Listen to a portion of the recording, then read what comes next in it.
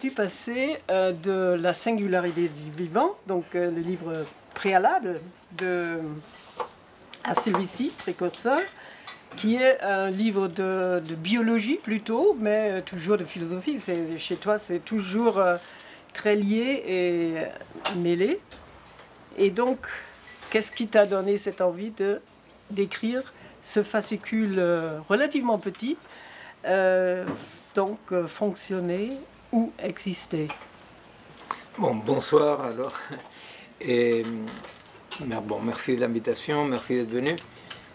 Au fait, je vais vous présenter un tout petit peu quelques axes justement qui passent de ma recherche plus lourde, comme on dit, brite, qui aboutit avec un travail ensemble avec Bastien Cani.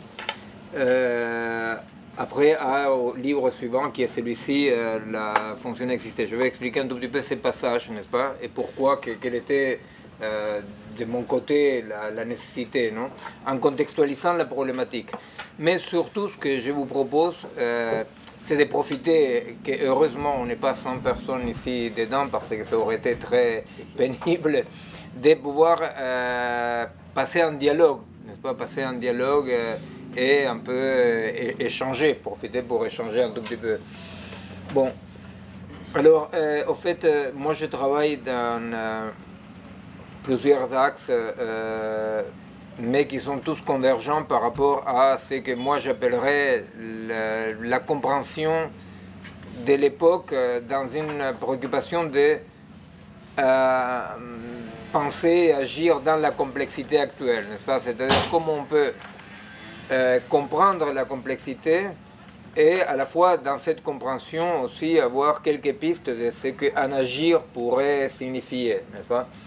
Bon, alors, un des axes centraux de notre époque, sur lequel je travaille depuis très très longtemps, depuis au moins une trentaine d'années, est l'axe qui touche à cette grande révolution technologique que nous sommes en train de vivre, qui est la révolution digitale, n'est-ce pas? La révolution digitale, la révolution robotique, les nanos, enfin toutes ces nouvelles technologies qui sont en train de changer matériellement le monde, les vivants, l'environnement, tout.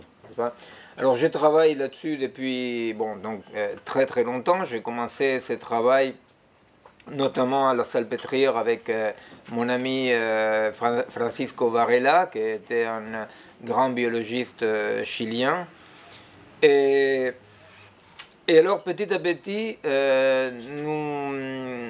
mon travail, le travail avec quelques amis, s'est orienté pour essayer de comprendre cette présence comme ça si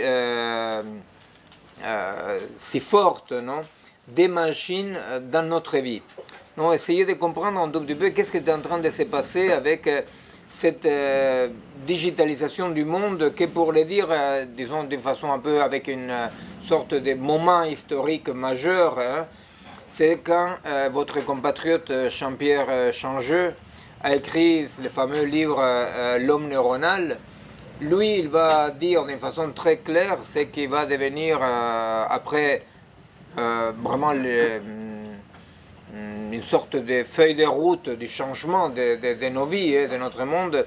Il écrit, Jean-Pierre Changeux, dans L'homme neuronal, il dit « Nous sommes aujourd'hui dans la capacité d'abolir la frontière qui divise le neural du mental. » Alors ça veut dire quoi la frontière du neural du mental pour Jean-Pierre Changeux? Ça veut dire que tout à coup, la connaissance à l'époque, il y a 30 ans, 35 ans, c'est-à-dire que ça n'a rien à voir avec maintenant on connaît, mais ce qu'il veut dire, c'est que la connaissance qu'on avait déjà sur, pour le dire comme ça, entre guillemets, les câblages neuronaux, n'est-ce pas, et les circuits neuronaux, les fonctionnements neuronaux du cerveau, permettaient de abolir cette frontière qu'il considère comme historique mais pas nécessaire, c'est-à-dire qu'elle pouvait être dépassable, entre tout ce qu'on imagine, tout ce qu'on pense, tout ce qu'on conçoit comme étant du côté de l'esprit, de la psyché, du mental, etc. Et comprendre tout ça d'une façon plus objective, dirait-il, par rapport aux circuits neuronaux, n'est-ce pas? Alors, ce qu'il va dire il y a 35 ans environ, je ne me souviens pas exactement la parution du bouquin, c'est ce qu'il va dire, c'est effectivement ce qui va devenir aujourd'hui pensée dominante dans nos pratiques de recherche, dans nos pratiques de gestion du quotidien, dans nos pratiques de gestion du vivant, de la société, etc., qui est cette assimilation du cerveau, de la pensée, de la culture au fonctionnement de la machine digitale, n'est-ce pas? Parce que ce qu'il ne dit pas Jean-Pierre Changeux dans cet énoncé, mais qu'après il va passer à ça, c'est-à-dire si nous sommes capables de comprendre les phénomènes mentaux, spirituels, psychiques, subjectifs, si nous sommes capables de les comprendre en termes neuraux, c'est parce que à la fois cette dimension neurale, elle est compréhensible, assimilable, n'est-ce pas, de la même nature, pour dire comme ça, que les circuits du monde digital, n'est-ce pas? Donc, il y a ces passages comme ça dans lesquels on va dire, bon voilà,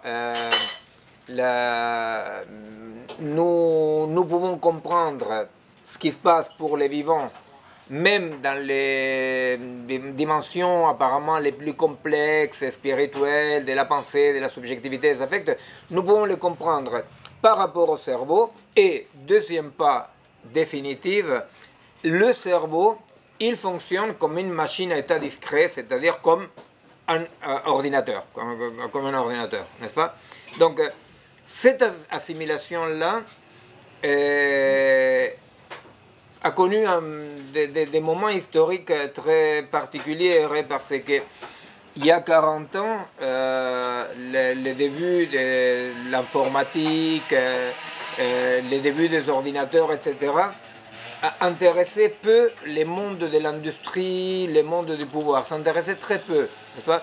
S'intéressait beaucoup à des gens comme Guattari, Deleuze, s'intéressait beaucoup à d'autres comme ça, intellectuels, chercheurs, militants. Il y avait quand même un côté dans lequel on ouvrait un nouveau monde, et qu'est-ce que c'est ce monde-là qu'on est en train d'ouvrir? Mais très vite, cette recherche va être capturée par les mondes de l'industrie, de la gestion, du pouvoir, n'est-ce pas, tel comme nous le connaissons aujourd'hui. Bon, dans ces mondes-là, effectivement, l'effet principal qui va petit à petit cristalliser, mais quand même dans un laps de temps très très court, et donc cette assimilation entre le vivant, y compris les cerveaux et les processus culturels, psychologiques, etc., et la machine, n'est-ce pas? Alors, effectivement, tout ce qu'on a connu comme le développement des neurosciences, hein, c'est le développement quand même d'une compréhension grâce à la cartographie assez précise, mais à la fois on exagère beaucoup hein, par rapport à toute l'imagerie médicale. C'est vrai qu'on peut cartographier assez bien le cerveau, mais à la fois c'est vrai qu'on exagère beaucoup par rapport à ce qu'on fait dire à l'imagerie médicale, n'est-ce pas? Mais dans cette imagerie médicale, la doxa dominante va dire nous sommes en condition de modéliser l'ensemble du vivant, des processus vivants, nous sommes en condition de le reproduire sur une autre base et l'améliorer ou l'augmenter. Vous voyez? Donc, c'est les passages petit à petit de l'assimilation entre la machine digitale, non, le monde digital, avec le monde du vivant, du cerveau, de la culture, vers l'idée de que, pour le dire comme ça, quelque part, on était en capacité de cartographier si bien le vivant et le cerveau et la société, que la carte pouvait se substituer au territoire. Vous voyez? Et là, c'est effectivement le dernier grand pas qui va s'opérer il y a une dizaine d'années, quand tout à coup les hypothèses issues de la théorie de l'information, de Shannon, de Wiener, non, mais très transformées et augmentées, vont émettre l'hypothèse de dire mais finalement nous sommes arrivés à une sorte de connaissance finale non pas seulement du vivant, mais de la matière, de ce qui existe, n'est-ce pas? Et c'est l'énoncé, tout est algorithmique, n'est-ce pas? Tout est algorithmique, c'est-à-dire que pour tous les processus, que ce soit des processus de l'inerte, donc de la physique, de l'inerte, soit du vivant, soit de la culture, il n'y a pas de processus que nous ne soyons pas en capacité de modéliser, de comprendre en termes algorithmiques, donc des processus modélisables, reproductibles, etc. Et donc le dernier pas, qui est opéré il y a une dizaine d'années, dans tous les cas, bon, une dizaine d'années il va devenir dominant, qui est de dire, mais nous pouvons le modifier et l'augmenter, n'est-ce pas? Alors, dans ces mondes-là, effectivement, par exemple, j'ai fait un bouquin il y a 3 ans, un truc comme ça, avec mon ami Pierre-Henri Gouillon, les biologistes, un bouquin de dialogues, avec des dialogues dans lesquels on n'était pas d'accord. Hein. Alors, dans ces dialogues-là, lui, ce qu'il disait, c'était que nous, on était en capacité aujourd'hui de modéliser, par exemple, l'ADN, hein, et avec cet ADN modélisé, je pouvais faire passer ces codes-là ADN sur un papier ou sur un ordinateur, et après reproduire ces codes ADN sur une autre base matérielle, et donc reproduire la vie de cette façon-là. Vous comprenez? C'est-à-dire, c'est cette idée qui est une idée quand même que pour celles qui ont une formation un peu philosophique ou qui se rappellent de leur bac philo, c'est l'illémorphisme d'Aristote, non, qui va dire la forme arrive sur la matière inerte, la matière passive, et lui donne vie, lui donne forme, n'est-ce pas? C'est-à-dire que donc il y a des formes abstraites,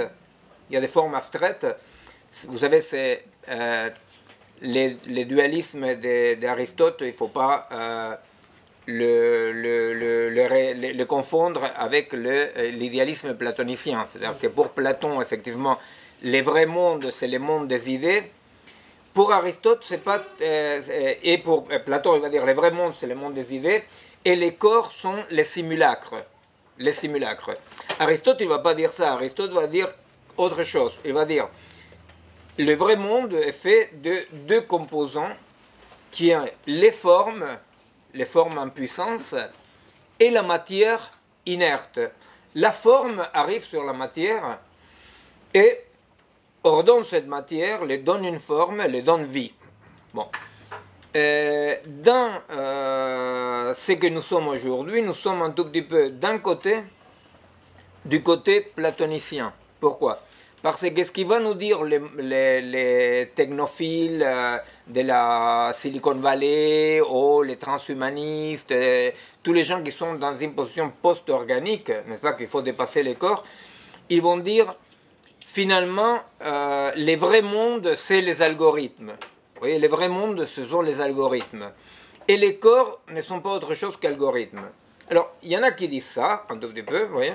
Il y en a d'autres qui sont plus aristotéliciens, ils vont dire les vrais mondes, c'est les mondes des codes algorithmisés, algorithmisables, et on peut donc prendre la matière et la façonner autrement. C'est pour ça que Laurent Alexandre, par exemple, il va dire on est en capacité de décréter la mort de la mort. Vous savez, c'est le grand best-seller de Laurent Alexandre, la mort de la mort. Pourquoi? Parce qu'il dit, si nous pouvons comprendre les mécanismes de corruption, de dégénérescence, des corps, eh bien, pourquoi ne pas reprogrammer, voyez, ces codes-là, si je peux les connaître, pourquoi ne pas les reprogrammer pour abolir la mort, n'est-ce pas?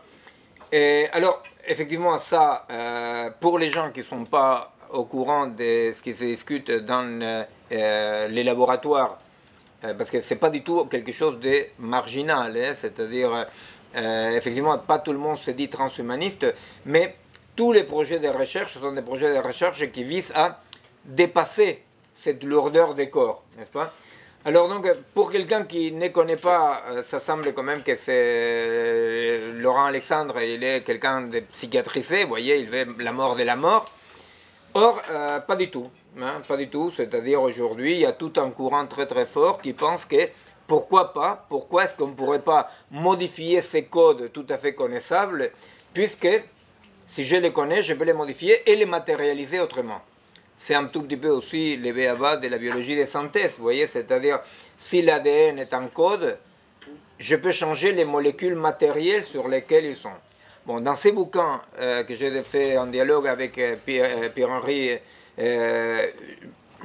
Gouillon, la discussion était parce que ma position en tant que chercheur est de dire que non, qu'effectivement, les codes est une dimension du vivant, mais que les codes ne peuvent pas épuiser la complexité du vivant.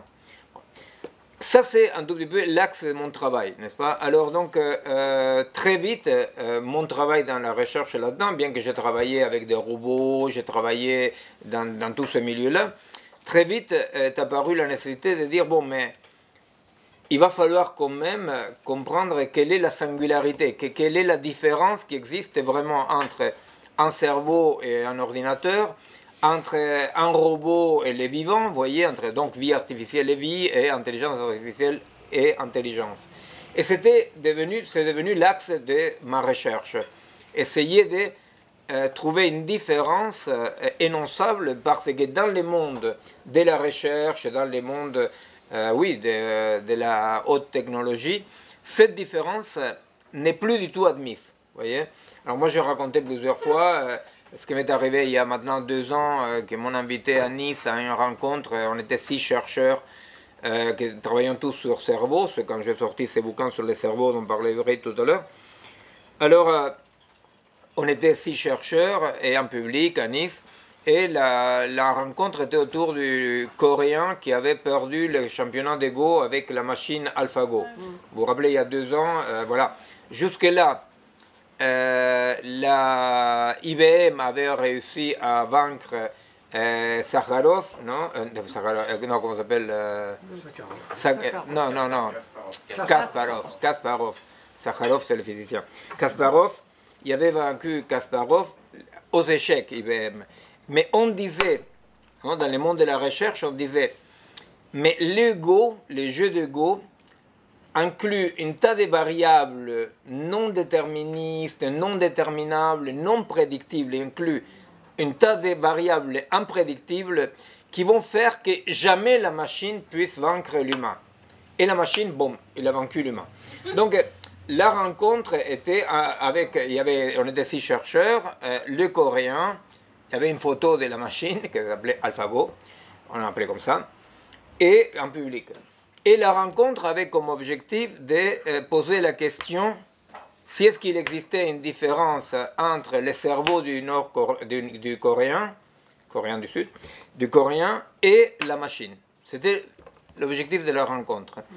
Alors, bon, effectivement, c'était quand même très drôle parce que des 6 chercheurs, donc 5 expliquaient chacun pourquoi il n'y avait aucune différence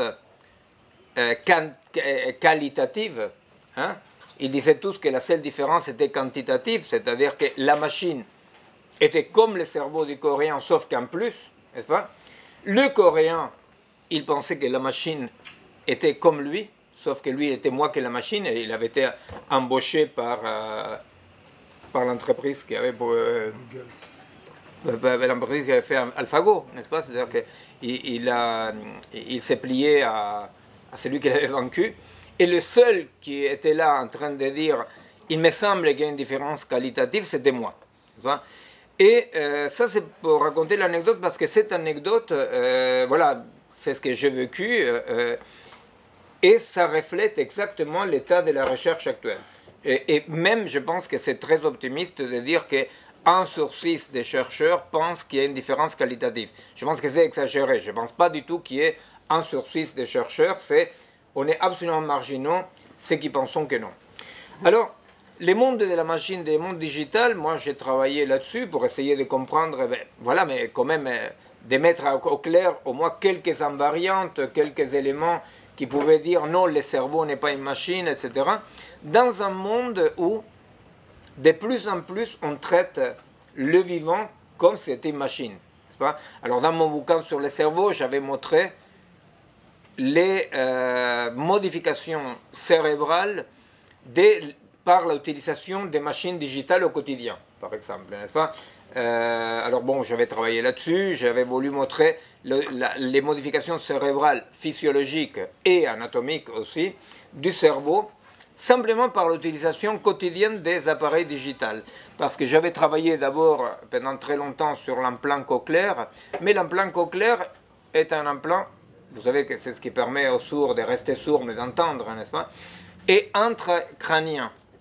Je voulais travailler sur quelque chose de soft, de dire qu'est-ce qui se passe avec le cerveau, sans toucher le cerveau, simplement par l'utilisation des GPS, des téléphones, des calculettes, enfin, qu'est-ce qui se passe, toutes les applications du téléphone, comment la simple promiscuité quotidienne avec l'appareil, comment modifie le cerveau, n'est-ce pas?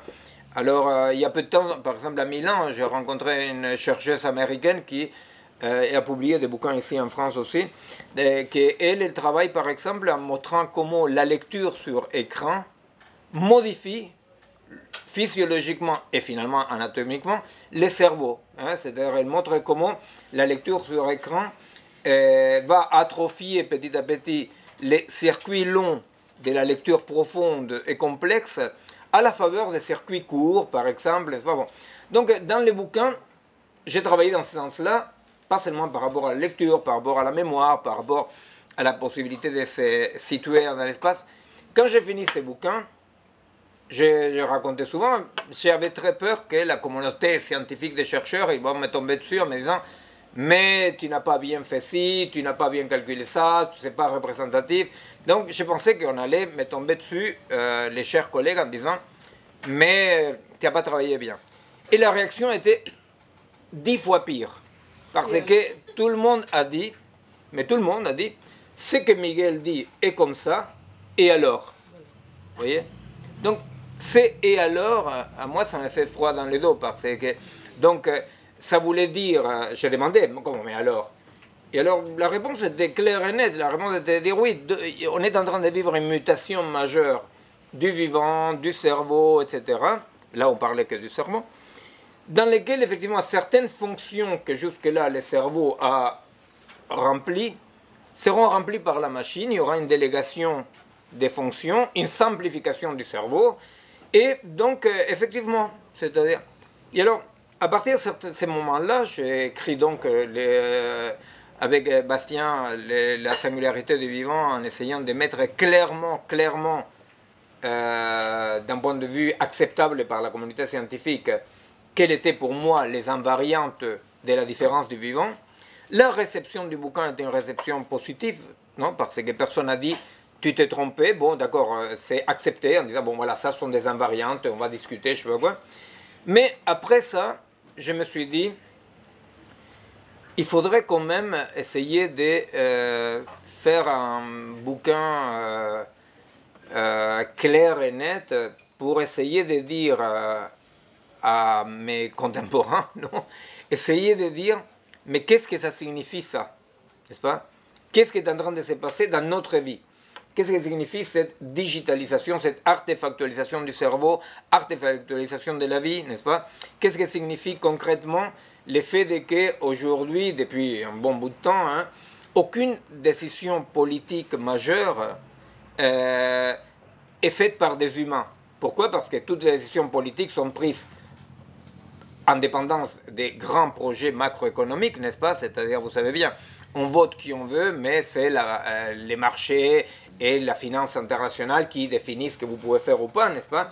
Et c'est pourquoi que vous soyez d'extrême gauche comme en Grèce, ou que vous soyez d'extrême droite comme en Autriche ou au Brésil, de toute façon, le programme est le même. Vous voyez? Le programme est le même. Hein? C'est-à-dire, il y a un programme macroéconomique qui empêche celui qui est élu, que ce soit un facho ou un gaucho, s'empêche de faire son programme parce que le programme, il est dicté par une macroéconomie, une dimension macroéconomique, et elle bah, elle est entièrement ordonnée, orientée par des big data et des machines qu'on appelle de façon euphémiste un peu aide à la décision, mais qu'à vrai dire, bon, difficile de décider quelque chose contre la machine. Non, pour comprendre clairement ça, le fonctionnement des big data par corrélation signifie que face à un problème qu'on met, par exemple, est-ce que je dois investir dans le cacao dans tel pays? En quelques fractions de secondes, vous avez des millions et des millions d'informations qui arrivent sur ces pays, sur les cacao, sur la géographie, sur l'histoire, sur les luttes sociales dans les pays, n'est-ce pas? Des millions d'informations qui arrivent qui disent c'est casse-gueule d'investir ou c'est pas casse-gueule d'investir. Bon, alors vous imaginez qu'après, quand il arrive cette information qui s'appelle une aide à la décision, il n'y a aucun bonhomme, aucune bonne femme qui va dire ah, mais moi je ne suis pas d'accord. Vous voyez, donc effectivement c'est comme ça. Vous voyez que petit à petit nos vies, après dans la pédagogie par exemple, effectivement nous voyons l'arrivée dans le ministère de l'Éducation en Italie, en France, des gens qui sont des neuroscientifiques, qui effectivement comme ils sont convaincus que le cerveau des mômes fonctionne comme une machine état discret, comme un ordinateur avec des circuits. Donc, ils disent qu'il faut être des neuropédagogues, n'est-ce pas? Il faut éduquer pour former ces cerveaux-là à une certaine fluidité, plasticité, n'est-ce pas? Qui permet de s'adapter rapidement aux besoins du marché, etc., etc. Et on voit comment petit à petit arrive la pédagogie des compétences, par rapport à quoi il y a le bouquin très bon d'Angélique Delray qui explique ce qu'on appelle la pédagogie des compétences, n'est-ce pas? Et alors on voit comment petit à petit il y a une formation d'un type d'être humain qui est l'être humain qu'on appelle modulaire, n'est-ce pas? Un être humain qui a des modules positifs auxquels il faut l'enlever les modules négatifs. Mais donc cette assimilation de l'être humain et du vivant à la machine, vous voyez, à la machine.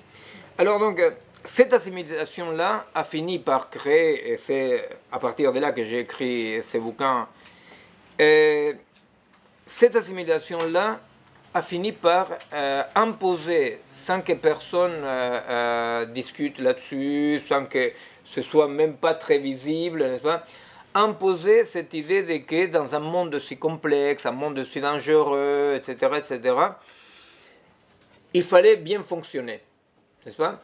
Alors il faut bien fonctionner, il faut des coachings, il faut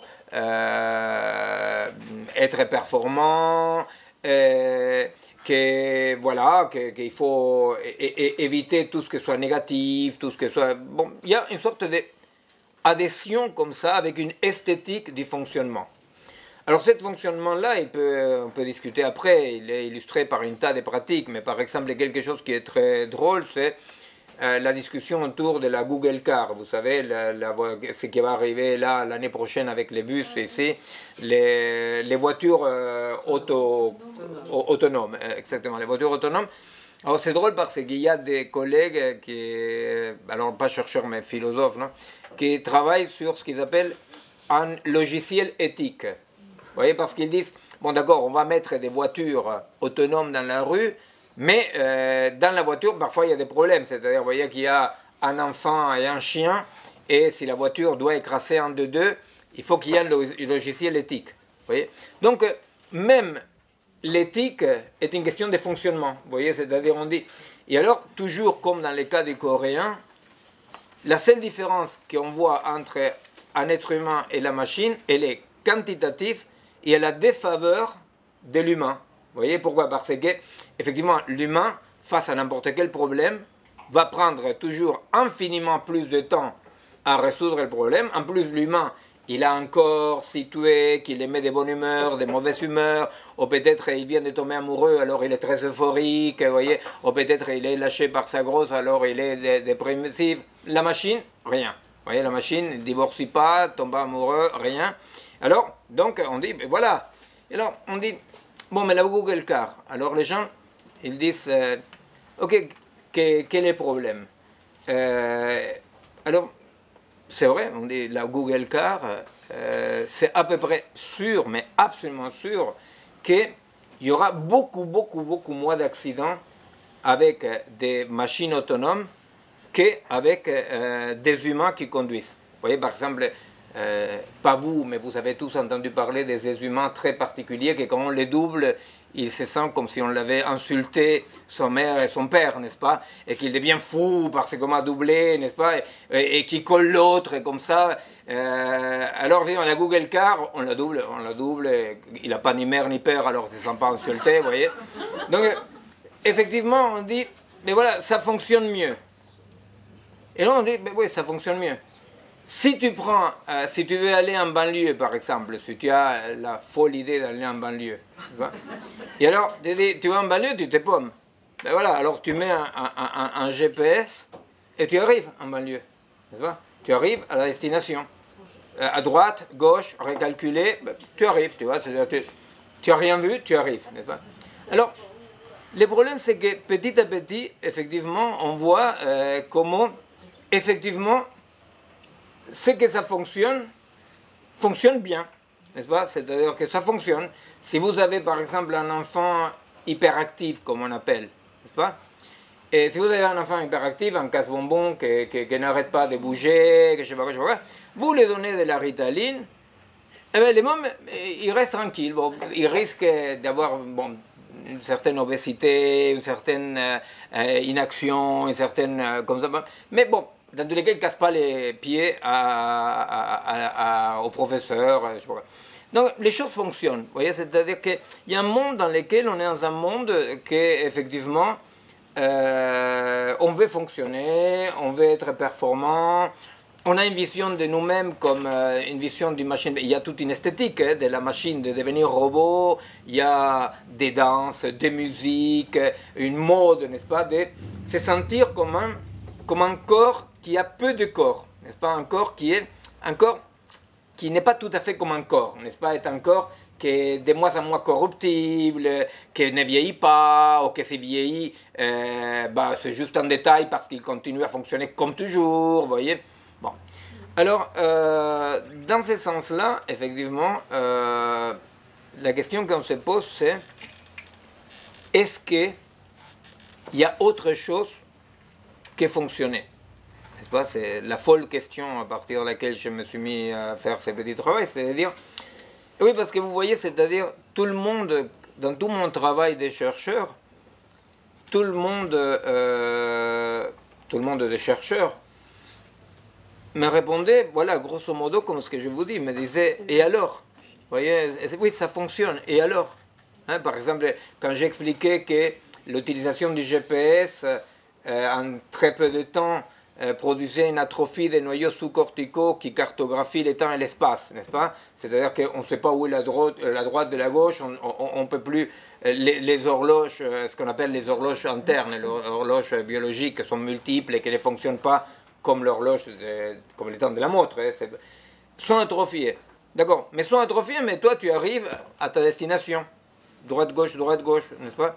Et donc, la réponse était toujours de dire, la réponse générale était, mais de quoi tu parles? Et alors là, c'est grand canaille de votre compatriote Laurent Alexandre, par exemple, il dit, bon, mais finalement, Miguel est un bioconservateur. Vous voyez? Pourquoi? C'est un bioconservateur parce que, par exemple, on est arrivé à un point, par exemple, d'un ridicule total. Une fois, on avait fait une rencontre TEDx à l'Opéra. Non, pas à l'Opéra, c'était au... Chambord. Non, au théâtre, à l'Olympia. À l'Olympia. D'ailleurs, bon, vous imaginez, on m'a invité à parler à l'Olympia. J'étais seul sur scène, parce que chacun est seul sur scène. Moi, j'ai apporté mon saxophone et j'ai dit, je raconterai tout le restant de ma vie que j'ai joué solo au saxophone à l'Olympia, n'est-ce pas? Et alors, effectivement, j'ai réussi à jouer quelques notes avant qu'on vienne m'enlever le saxophone. Et au fait, donc, pour dire la caricature, hein, c'est-à-dire, juste avant moi, il y avait un chercheur qui expliquait qu'avec les cellules souches, on allait... tu as le cœur qui va mal, je te fais un cœur, ok? Tu as un cancer, ben, il y a des nanotechnologies, il y avait un autre qui parlait de les nanotechnologies vont attaquer le cancer. Où ça, le problème c'est dans quel monde ça se passe? on ne sait pas trop, n'est-ce pas? Parce que d'un point de vue bassement médical, on ne sait toujours pas comment vaincre une grippe, non? Mais que cela ne tienne, hein, c'est-à-dire, et arrive, c'est-à-dire que je suis un peu, malgré moi, un peu les bouffons du roi dans ces secteurs-là, parce que, voilà, il y avait les mecs qui expliquaient les grands mondes nouveaux avec les nanotechnologies, l'autre les cellules souches, et arrive Laurent Alexandre, il dit, c'était un moment fantastique, parce qu'il dit, parmi vous, l'Olympia était rempli. À fait dire, c'était rempli parce qu'il savait que j'allais jouer au saxophone. Non, alors, il arrive et il déconseille, il dit, parmi vous, il y a, je ne me souviens pas, 100, je ne sais pas combien il a dit, qui vont vivre 1000 ans. Waouh, vous imaginez les gens, moi, il disait, non, il dit, et celui qui ne va pas mourir est déjà né. Ah bah merde alors, non, c'est bon. Oui, parce que la mort, pourquoi on va vaincre la mort de la mort, vous voyez, c'est-à-dire, bon, on remerciait qu'il n'y avait pas Patrick ou d'autres qui travaillent en psychiatrie pour l'amener, vous voyez, parce que n'est-ce pas? Et les mecs, là, aucun problème, là, on va vaincre la mort. Et j'arrive après avec la bonne nouvelle de dire, bon, écoutez, les limites sont fondamentales pour protéger la vie, la mort est fondamentale comme limite parce que si un individu vraiment vivait que 1000 ans, bah, le gros con se bouffe toutes les matières premières de l'Afrique, alors donc même vos projets, même s'ils n'arrivent pas là où vous voulez, mais même si vous continuez à augmenter la durée de vie de quelques privilégiés occidentaux, ça crée l'apartheid. Alors j'ai dit, d'un point de vue biologique, c'est une aberration parce qu'ignorer que les limites protègent, que les limites, c'est pas ce qui empêche, n'est-ce pas? Bon, j'arrive donc, bref, en disant, écoutez, j'ai une nouvelle fantastique, il faut mourir. Vous voyez, bon. Alors donc, les gars, ils étaient déjà au courant. Et alors, effectivement, Laurent Alexandre, il dit, bah, Miguel est un bioconservateur. Alors, le problème est exactement celui-là, vous voyez, c'est ça le problème que je traite dans ces petits bouquins, de dire, merde, c'est pas possible que les seuls qui trouvent quelque chose à redire par rapport au fantastique monde de fonctionnement, ce soit des obscurantistes, des obscurs amateurs de la mort, vous voyez, qui veulent mourir, non, je ne vais pas mourir, je ne vais pas être malade, simplement, et voilà. Et alors, et donc l'idée c'est de dire vraiment ce qui manque, et vraiment ce qui manque aujourd'hui, c'est de dire, mais qu'est-ce qu'il y a d'autre que fonctionner bien? Vous comprenez? Qu'est-ce qu'il y a d'autre que les fonctionnements? Quel est l'autre du fonctionnement? Quelle est l'altérité par rapport à un monde de fonctionnement? C'est-à-dire, au nom de quoi quelqu'un pourrait, par exemple, se paumer pendant 2 heures dans la banlieue? C'est difficile, pourquoi il voudrait se paumer dans la banlieue? Au nom de quoi quelqu'un ne voudrait pas avoir un corps hyper performant dans lequel on calcule ce qu'on mange, des protéines, des ci, des ça, n'est-ce pas? Parce que il faut alimenter la machine. Au nom de quoi? Et alors donc, comme j'ai une formation parallèle en tant que clinique qui vient de la psychiatrie alternative, qui était l'antipsychiatrie, qui est un tout petit peu cette base phénoménologique, hein, n'est-ce pas, la phénoménologie, eh bien moi je dis, bah écoutez, le problème c'est que peut-être à notre époque, ce qui est urgent, c'est d'essayer de se rappeler, avant que ce soit trop tard, à quoi on appelle exister. N'est-ce pas? Non pas pour opposer fonctionner à exister, n'est-ce pas? Dans l'existence, il y a des choses qui fonctionnent. Et qui fonctionnent un peu comme une machine, effectivement. Vous voyez, il y a des automatismes, qu'il vaut mieux avoir ces automatismes. Imaginez-vous, si vous devez penser chaque goutte d'urine que vous mettez dans votre vessie, par exemple, ou si chaque matin vous devez penser, mais je me lève, mais pourquoi je me lève, n'est-ce pas? C'est-à-dire, vous vous levez, vous brossez les dents. Il y a un tas d'automatismes qui, effectivement, sont des automatismes qui peuvent être assimilés au fonctionnement. Le problème, donc, ce n'est pas celui-là. Le problème, c'est est-ce que vraiment nous sommes en capacité de séparer de cet soubassement épais, complexe, n'est-ce pas, de l'existence, est-ce qu'on peut séparer une dimension de fonctionnement et la rendre comme la seule dimension du vivant, de la culture? Et bon, effectivement, ma réponse, elle est que non. Hein.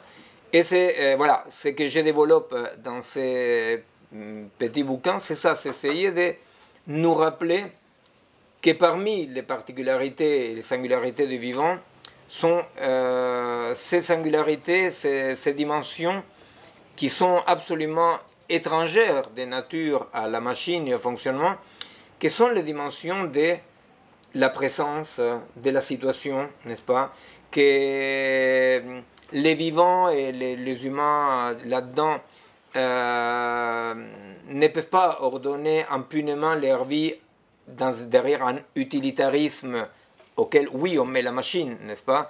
Parce que si moi, par exemple, je vois que mon ordinateur, tout à coup, plutôt que de faire ce que je lui demande, par exemple, fait comme on fait dans l'existence, hein, c'est-à-dire comment fonctionne la mémoire, une mémoire saine. Une mémoire saine, la mémoire d'un humain, pour mettre ça, pas que humain, mais mettons humain, la mémoire fonctionne comme ça. La mémoire sélectionne, d'après une histoire singulière, subjective, une histoire culturelle, une histoire de genre, une histoire de classe sociale, n'est-ce pas? D'après un tas de données, la mémoire sélectionne des saillances, n'est-ce pas? Des saillances par rapport auxquelles il va se rappeler de ça, n'est-ce pas? Mais par rapport à un très très profond soubassement comme ça, singulier, subjectif, historique, culturel. Alors la mémoire sélectionne de quoi il va se rappeler. Une fois qu'elle est sélectionnée, qu'est-ce qu'il va faire la mémoire? La première chose qu'il va faire, va modifier le souvenir. Va modifier le souvenir parce que les souvenirs n'existent pas comme des éléments isolés. Il va les contextualiser. Il va les mettre en rapport avec d'autres souvenirs, avec d'autres vécus. N'est-ce pas? Et troisièmement, une mémoire saine qu'il va faire, ben, il va oublier. Il va oublier. Et donc, effectivement, c'est pour mettre un exemple, n'est-ce pas, de ce qu'on nomme cette épaisseur multidimensionnelle de l'existence. Un être humain se balade dans la vie avec une certaine désaccommodation avec la situation, avec une certaine inefficacité, n'est-ce pas, avec une certaine inutilité, parce que effectivement il y a quand même une non-accommodation immédiate au monde actuel qui est le propre du vivant, n'est-ce pas? C'est-à-dire le vivant n'est pas un moyen pour arriver à autre chose, c'est pas transitif, n'est-ce pas? Le vivant, il est sa propre finalité. Si mon ordinateur, je l'allume un matin et je vois qu'il n'a pas enregistré tout ce que je dis la veille parce qu'il a sélectionné, vous voyez, il a sélectionné un peu, il a pris une phrase sur 3, etc. Parmi ceux qu'il a enregistrés, il a modifié un peu parce que par rapport à son histoire d'ordinateur, il voulait modifier un tout petit peu. Et que dès ce qu'il a sélectionné, modifié, la moitié il l'a oublié, je les jette à la poubelle, vous voyez. Bon. Alors, le problème est que quand nous voulons aller vers un monde de fonctionnement dans la pédagogie, dans la médecine, dans l'économie, dans la société, nous voulons aller vers un monde qui, il peut aider les vivants, mais que si nous continuons à confondre ces fonctionnements-là avec les vivants, on écrase ce qui est le propre du vivant. Vous voyez? Alors, je ne sais pas, pour vous donner une idée, après peut-être passer à discuter un tout petit peu, un exemple, je donne plusieurs exemples comme ça, un peu vécus, hein, c'est-à-dire pour essayer de...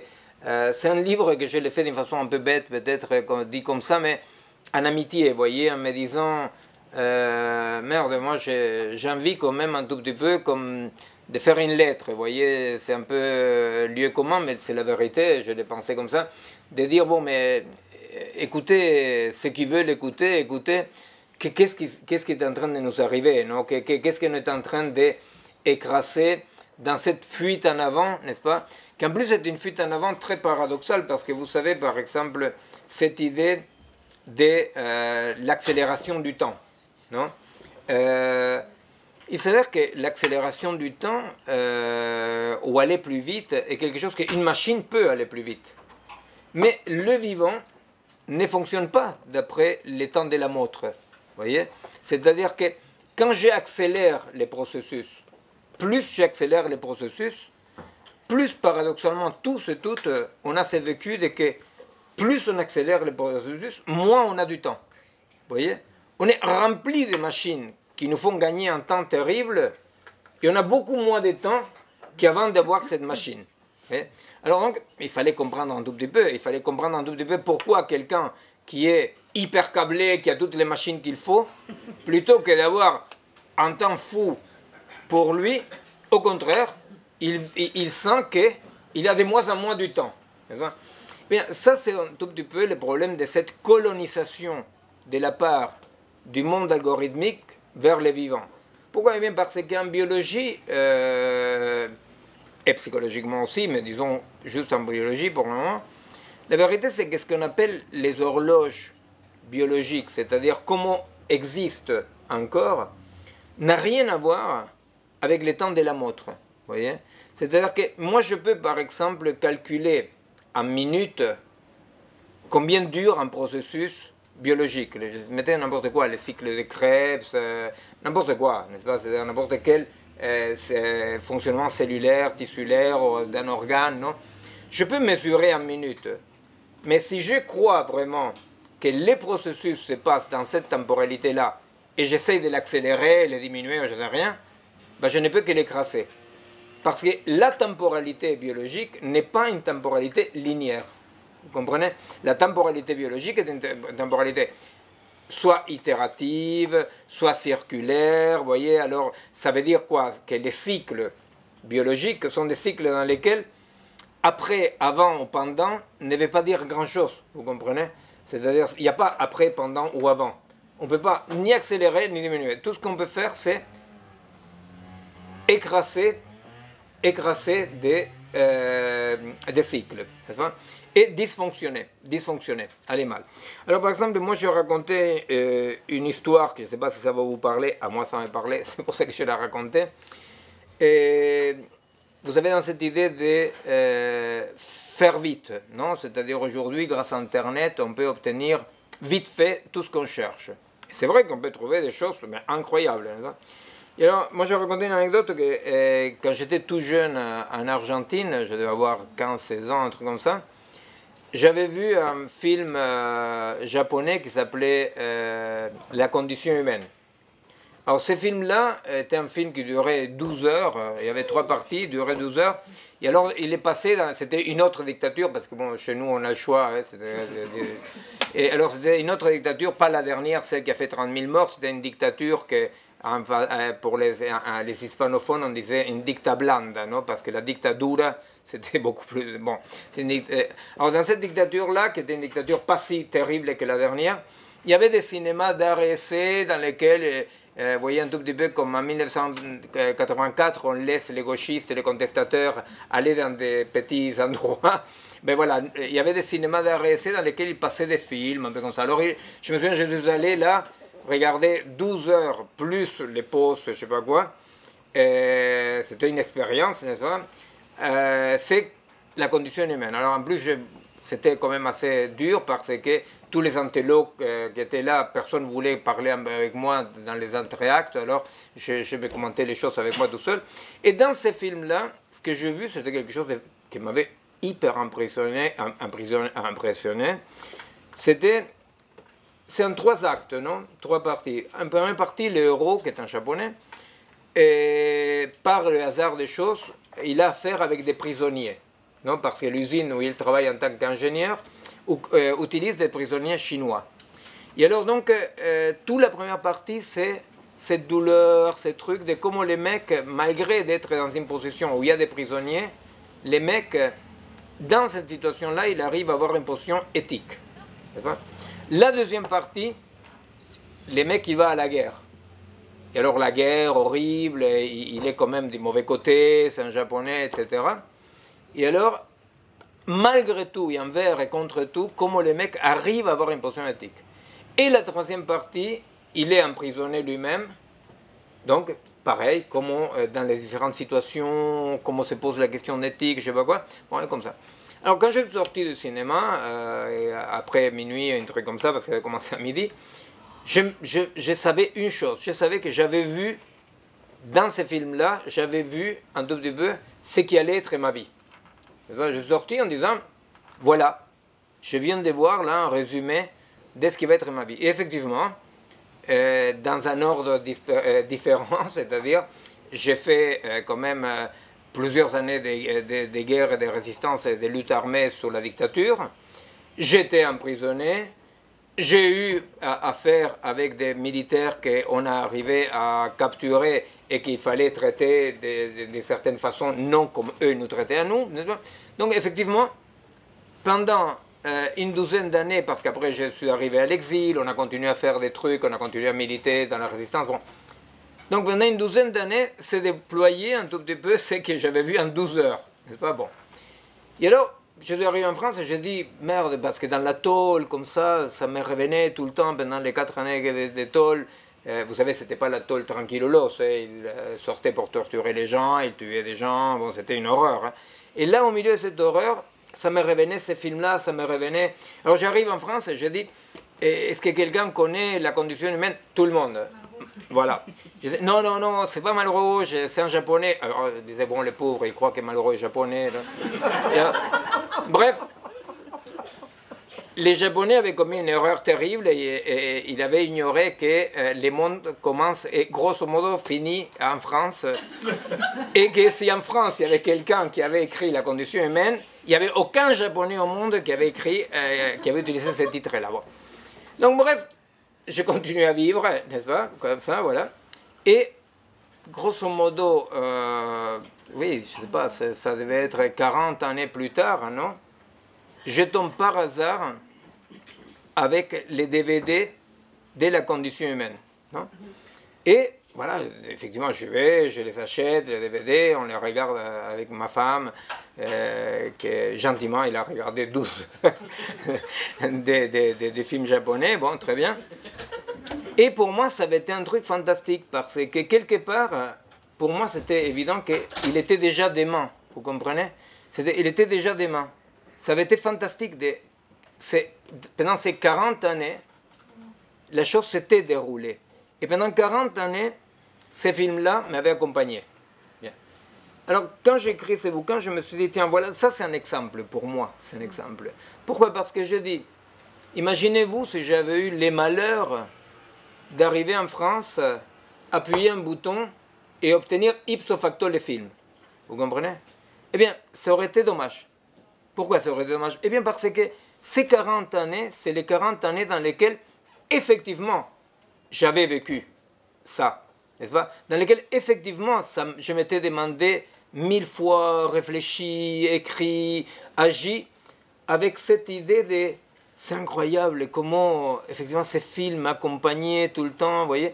Quand je l'ai vu, j'avais vu que certains souvenirs, comme pour le moment, la mémoire fonctionnait, que j'avais sélectionné, que j'avais modifié et que j'avais oublié. Eh bien, dans ma condition humaine à moi, ça avait été mais fondamental, fondamental. Vous ne pouvez pas savoir, c'est-à-dire, c'était pas seulement dans les cachots, vous voyez, c'est-à-dire dans la solitude de l'exil, c'était, bon. Et alors, moi, j'ai dit, bon, voilà, notre monde, aujourd'hui, est incapable de comprendre en quoi ces 40 années-là sont absolument les temps nécessaires d'existence pour que cette aventure-là ait un sens profond. Vous voyez? Si je l'avais obtenu ipso facto, aurait eu un sens, mais un sens plus petit.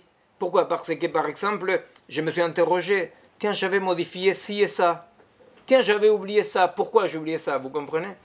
Donc, cet exemple-là, que bon, ça vaut ce que ça vaut, je l'explique, il y a d'autres exemples, etc., dans les bouquins, non? C'est un tout petit peu ce que notre monde, notre société aujourd'hui ne peut plus comprendre.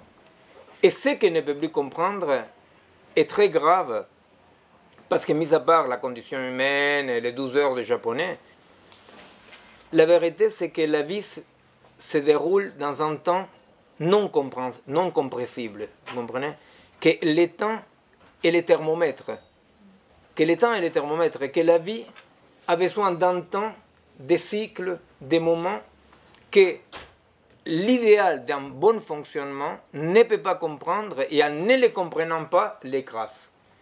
Alors, bon voilà, ce bouquin-là aussi, c'est, quand je disais que c'est un tout petit peu comme une lettre amicale, n'est-ce pas, que c'est amical, c'est aussi parce que j'essaie en tant que clinicien, parce que bon, je gagne mes raviolis en tant que clinicien, c'est cette souffrance que je vois, cette grande souffrance qui se développe chez nos contemporains, parce que mieux on fonctionne, pire on se sent. Et les gens ne comprennent pas ça, vous voyez. Les gens arrivent à la consultation en énumérant comment ils fonctionnent bien en couple, comment ils fonctionnent bien dans leur boulot, comment ils fonctionnent bien, et ils souffrent, n'est-ce pas? Et je pense quand même qu'effectivement, il ne s'agit absolument pas d'être technophobe, vous voyez. Je pense que cette colonisation du vivant et de la culture par la machine, cette identification dans laquelle les dimensions du fonctionnement seraient les seules dimensions désirables, eh bien, à mon avis, produisent une grande tristesse, une grande impuissance et une grande culpabilité, vous voyez. Parce que si je vais mal, c'est parce que je ne fonctionne pas assez bien. Et alors, moi je pense que là, il existe quelque chose dans lequel il ne s'agit absolument pas de se libérer de la machine. Je ne suis absolument pas technophobe du tout. Je pense que nous sommes hybridés avec la machine. Le problème, c'est qu'il faut être hybridé. Et hybridé, ça veut dire que deux entités différentes produisent une troisième. Nous ne sommes pas hybridés, nous sommes colonisés. Vous voyez? Et ça, c'est pas pareil. Il n'existe, de mon point de vue, aucune possibilité d'un retour en arrière, de dire « Ah ben, on ne veut pas de machines ». Ça sont des bêtises. Le problème, c'est comment nous pouvons apprivoiser cette puissance énorme qui s'est développée en se rappelant d'une façon non pas moraliste, non pas triste, non pas obscurantiste, mais au contraire, pleine de joie, en se rappelant que le fonctionner est une dimension, mais que la vie, s'il n'est pas ordonné d'après les complexes, difficiles à comprendre, chemins de travers, etc., les dimensions de l'existence, il y a quelque chose qui, aujourd'hui, on est en train de débrader. Bon, c'est un tout petit peu ça, et c'est vrai que cette souffrance, que je la sens comme une souffrance sociale, que je la vois en tant que clinicien comme une souffrance individuelle, n'est-ce pas? Il me semble que contre ça, ce qu'il faut, c'est se rappeler ce que les collègues, qu'on disait, et alors, ignoraient, se rappeler qu'il y a autre chose, non, qui inclut le fonctionnement, certes, mais qui ne peut pas être réduit au fonctionnement, qui s'appelle l'existence, et qui effectivement fait qu'entre la machine et le vivant, il y a une différence énorme. La machine, elle peut être défaillante, il faut la réparer. Le vivant et l'humain en particulier, ils se fondent toujours sur une faille, une singularité, une désaccommodation. Vous voyez? Nous sommes toujours en désaccommodation. C'est-à-dire, nous ne pouvons pas vraiment bien fonctionner parce que, en tant que vivants, eh bien, nous sommes toujours un tout petit peu, pour le dire comme ça, nécessairement à côté de la plaque. Et alors, c'est un tout petit peu aussi mon héritage d'antipsychiatrie de revendiquer les pas comme il faut. Que c'est aussi une défense de moi-même parce que j'ai toute ma vie été pas comme il faut. Et effectivement, c'est une sorte d'apologie et de revendiquer d'être pas comme il faut. Parce que ceux qui sont comme il faut, ils sont écrasés et ils souffrent beaucoup, beaucoup. Bon, bah écoutez, avant que vous ayez vos questions, pour lesquelles on a plus d'une demi-heure, je pose encore une, parce que tu as parlé de Laurent Alexandre, qui est donc ce pape de tout est possible, hein, de cette revendication-là et de ce dogme presque. Alors, est-ce que tu peux expliquer, parce que toi tu rappelles souvent dans tes livres, si tout est possible, rien n'est réel. Tu peux expliquer ça un peu? Oui, l'idéologie technophile actuelle, l'idéologie du fonctionnalisme, hein, dit tout est possible. et ce qui n'est pas possible, ce n'est pas encore possible, n'est-ce pas? Alors bon, c'est un tout petit peu, voilà, effectivement, Laurent Alexandre est en France un tout petit peu la figure visible de ça, n'est-ce pas, qui dit, voilà, imaginez-vous, le mec qui dit, on va vaincre la mort, bon voilà, c'est le mec qui dit par excellence, tout est possible. Et quiconque veut se priver des possibles est un réactionnaire, conservateur, voilà, donc pour moi c'était une expérience, pour une fois dans ma vie j'ai été traité de réactionnaire, ça m'a fait du repos.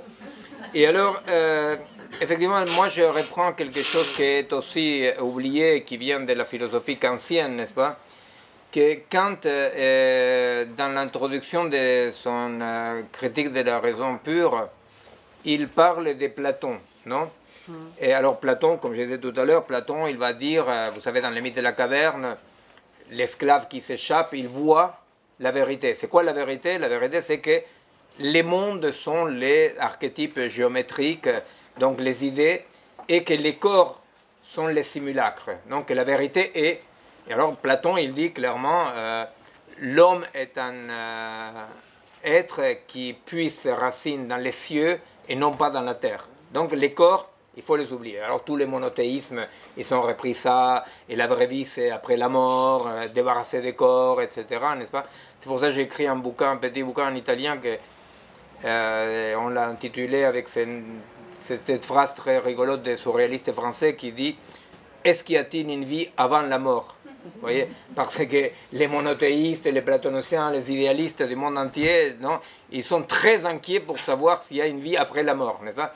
Et on dit, bon, mais soyez un peu plus humble, est-ce qu'il peut déjà avoir une vie avant la mort, n'est-ce pas? Bon, alors donc, effectivement, cette idée de se débarrasser du corps est l'exemple majeur de tout est possible. Alors, quand il dit, Platon, en voulant se débarrasser des corps, non? Voilà. Il agit comme cette colombe qui pense qu'il n'avait pas la résistance, s'il n'avait pas la résistance de l'air, elle pourrait voler beaucoup mieux. Vous comprenez?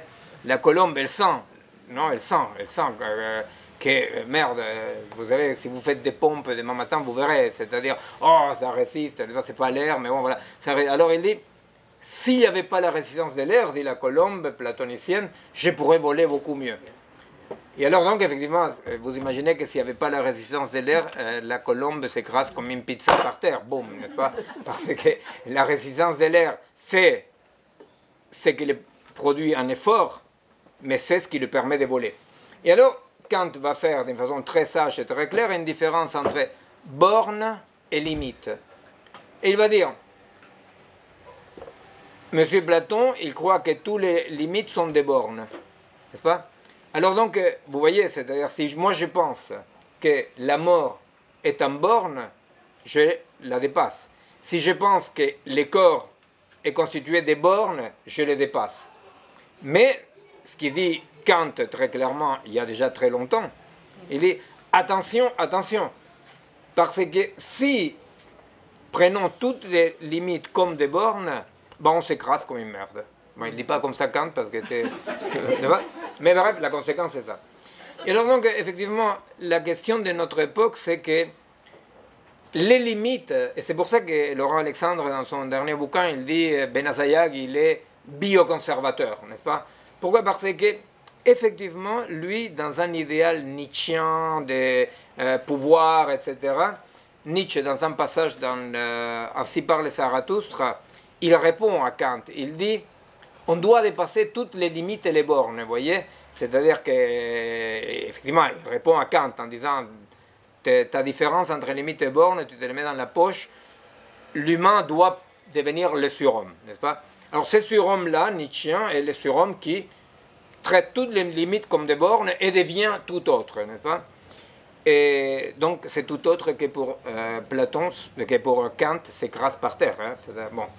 Et alors donc, il dit Benazayag, il est bioconservateur parce qu'il veut qu'il y ait des limites. Moi, je ne veux pas qu'il y ait des limites. Je ne fais pas autre chose que constater le plus scientifiquement possible dans la biologie qu'il y a des limites et que heureusement qu'il y a ces limites-là. Alors donc, effectivement, notre époque, elle est marqués par cette promesse de toute puissance. Vous voyez, nous, avec Angélique Delray, on avait fait un petit bouquin, par exemple, sur les portables. Alors, les portables, on voit bien que les portables, ce n'est pas un téléphone, quoi. C'est-à-dire, les portables, ce n'est pas une machine. Les portables, c'est une promesse de toute puissance, vous voyez.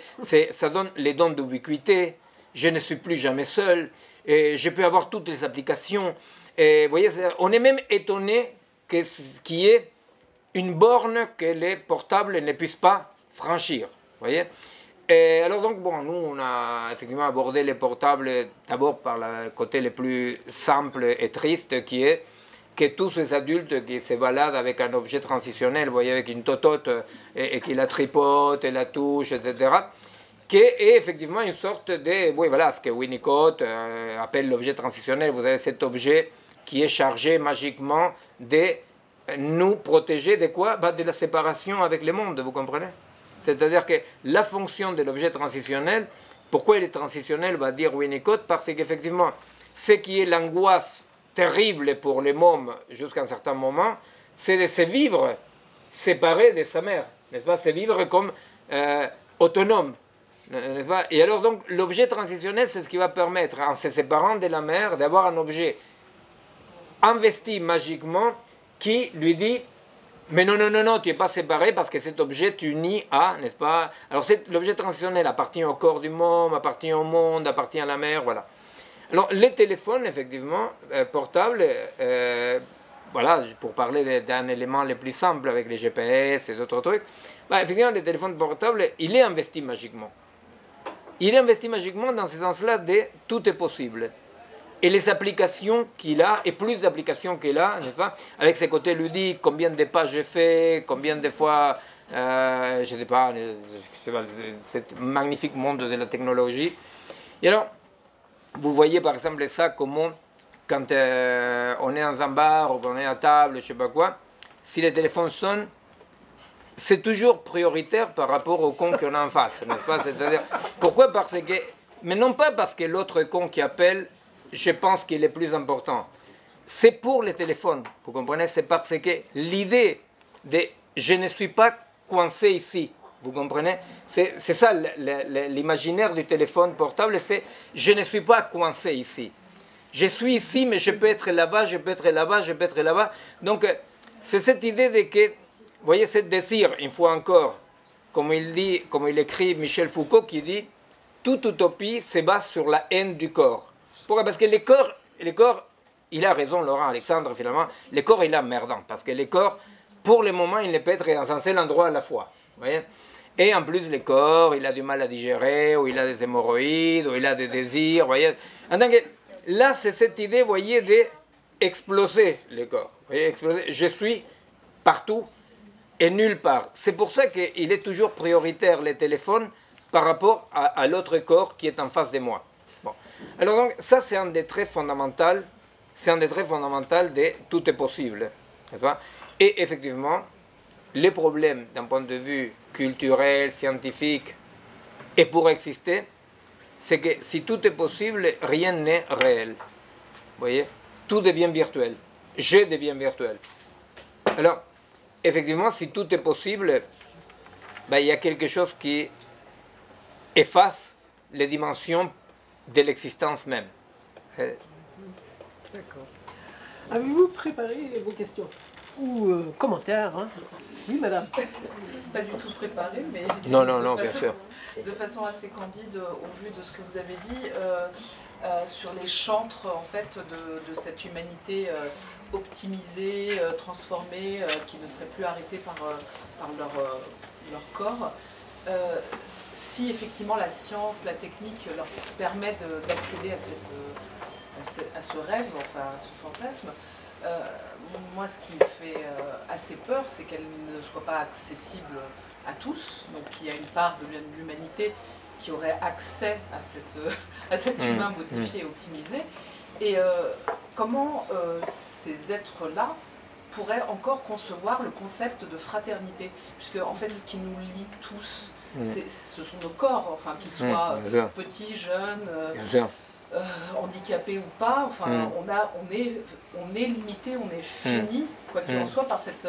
Et donc il y aura enfin j'ai l'impression qu'il y aura un avènement d'une humanité, enfin d'un concept d'humanité qui ne soit pas la même. Bien sûr. En fait, d'humain qui serait Bien sûr. autre que ces humains-là. Enfin, moi, je parle de Nietzsche. Nietzsche est un philosophe très complexe, qui a des choses très intéressantes. Mais disons, le concept de surhomme de Nietzsche est celui-là. C'est un corps sublime. Il parle du corps, n'est-ce pas? Et Nietzsche, par exemple, à plusieurs reprises, mais aussi dans Ainsi parle Zarathustra, mais ailleurs, non? Il dit, comme ça, il se moque de cette humanité stupide qui garde les handicapés, qui garde les pas comme il faut, n'est-ce pas? Qui sont si lourds, n'est-ce pas? Si coûteux, etc. Et c'est là où il y a, si Nietzsche il est très complexe, Laurent Alexandre a pris, et les transhumanistes, ils pris la pire partie de Nietzsche, n'est-ce pas? Parce que comme on dit, c'est vrai qu'on ne peut pas dire Nietzsche était nazi, n'est-ce pas, déjà chronologiquement, mais en revanche, les nazis étaient nietzschéens, n'est-ce pas? C'est-à-dire que, pourquoi? Parce que Nietzsche, il est beaucoup plus complexe que ça, mais il y a quand même une ligne chez Nietzsche qu'effectivement les nazis ont pris et que le transhumanisme prend d'une façon aussi apartheid, ségrégationniste. Alors, effectivement, c'est-à-dire, moi je me souviens, j'avais fait un bouquin qui s'appelait Médecine et biopouvoir, non? Et alors donc j'ai parlé de la normalisation des corps en nom des fonctionnements. Alors comment ils apparaissent des corps uniques? Vous êtes beaucoup plus jeune que moi, vous ne pouvez pas savoir comment, quand moi j'étais môme, il y avait des corps différents dans la rue. Il y avait des corps différents, des corps un peu cassés, des corps très gros, très minces, très grands. C'est incroyable de voir la différence, mais vous pouvez les voir dans des photos d'il y a 50 ans simplement, n'est-ce pas? À quel point il y a eu une uniformisation du corps. Bon, pour mon bouquin Médecine et biopouvoir, je fais une petite enquête, parce qu'en général, ces enquêtes qui montrent qu'on doit mourir, qu'on doit être malade, sont très peu financées, n'est-ce pas? Et alors, j'avais fait une petite enquête sur la non-naissance d'enfants Down trisomiques à Paris. Paris et banlieue. Alors moi, je fais une enquête parce qu'effectivement, comme il y a une médicalisation de la grossesse, c'est que la grossesse était un moment existentiel, fondamental, je ne sais pas quoi. Aujourd'hui, c'est un moment médical très technifié, bon, très bien. Et le corps de la femme, on doutait, est-ce que le corps de la femme appartient au patriarcat, appartient à la femme? Non, appartient au corps médical, n'est-ce pas? Et alors donc, effectivement, la technique rendant possible par des analyses prénataux très poussées, il n'y a plus de naissance d'enfants ni Down, ni mal formés, ou presque plus. Bon, alors la technique procède comme ça, elle dit, vous êtes libre d'utiliser ou pas. Mais par exemple, aux États-Unis, comme vous avez la possibilité d'utiliser la technique prénatale pour déceler des malformations, si vous ne l'avez pas utilisée, les assurances ne vous couvrent pas l'éducation et les soins. Et de surcroît, il y a eu déjà plusieurs procès faits des enfants mal formés à leurs parents. Pourquoi tu m'as fait naître? N'est-ce pas? Alors donc, ce monde-là est effectivement un monde dans lequel, par exemple, quand j'ai fait ce travail sur médecine et biopouvoir, je vous dis, bon, alors là, j'ai eu peur, hein, parce que je me souviens que des amis me disaient, mais je comprends pas, mais tu es barjot, quoi, tu veux qu'ils naissent des enfants mal formés? Tu veux qu'ils naissent des enfants trisomiques? Je dis, moi je n'avais rien du tout, simplement, ça m'étonne beaucoup que, sans que ce soit la décision des personnes, parce que la technique rend possible quelque chose, ça devient obligatoire, n'est-ce pas? Alors effectivement, comment que ça devient obligatoire, ça signifie quoi? Ça signifie que les modèles du bon fonctionnement s'imposent aux vivants. Et alors, les modèles de bon fonctionnement, effectivement, va contre l'enfant mal formé, contre l'enfant trisomique, non? Alors, effectivement, il y a une unification, une perte importantissime de biodiversité. Il y a une perte importantissime de biodiversité parce que, comme Monsanto, n'est-ce pas, on pense qu'on a les bons allèles, n'est-ce pas, et qu'alors là, on n'a qu'à planter ça, vous voyez. Et alors, effectivement, c'est politiquement la rupture des liens sociaux, c'est la rupture de la solidarité, c'est l'apologie du winner contre le loser, n'est-ce pas? Et c'est la culpabilisation du loser. Parce qu'en ayant la possibilité de bien fonctionner, si tu ne veux pas bien fonctionner, c'est ta faute, n'est-ce pas? Alors c'est pour ça que ce n'est pas une blague quand je dis, c'est vrai que parallèlement, quand je suis rentré dans la lutte armée contre les militaires, comme j'étais étudiant de médecine, j'ai fréquenté, bon, celui qui était le fondateur de l'antipsychiatrie, qui s'appelle David Cooper, non? Il s'appelait, il est décédé. Et c'est vrai qu'il y a quelque chose là-dedans qui aujourd'hui semble impensable et qui est cette revendication joyeuse de les pas comme il faut, n'est-ce pas? C'est quelque chose qui s'est absolument perdu, hein? Qui s'est absolument perdu. C'est-à-dire, si, comme effectivement j'aborde la question des les générations, n'est-ce pas?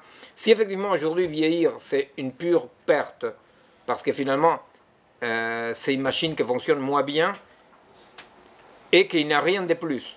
Pourquoi? Parce que qu'est-ce qu'il pourrait avoir de plus une personne vieille? L'expérience, la connaissance. Mais ça, tu l'as sur Internet. Et beaucoup mieux, n'est-ce pas?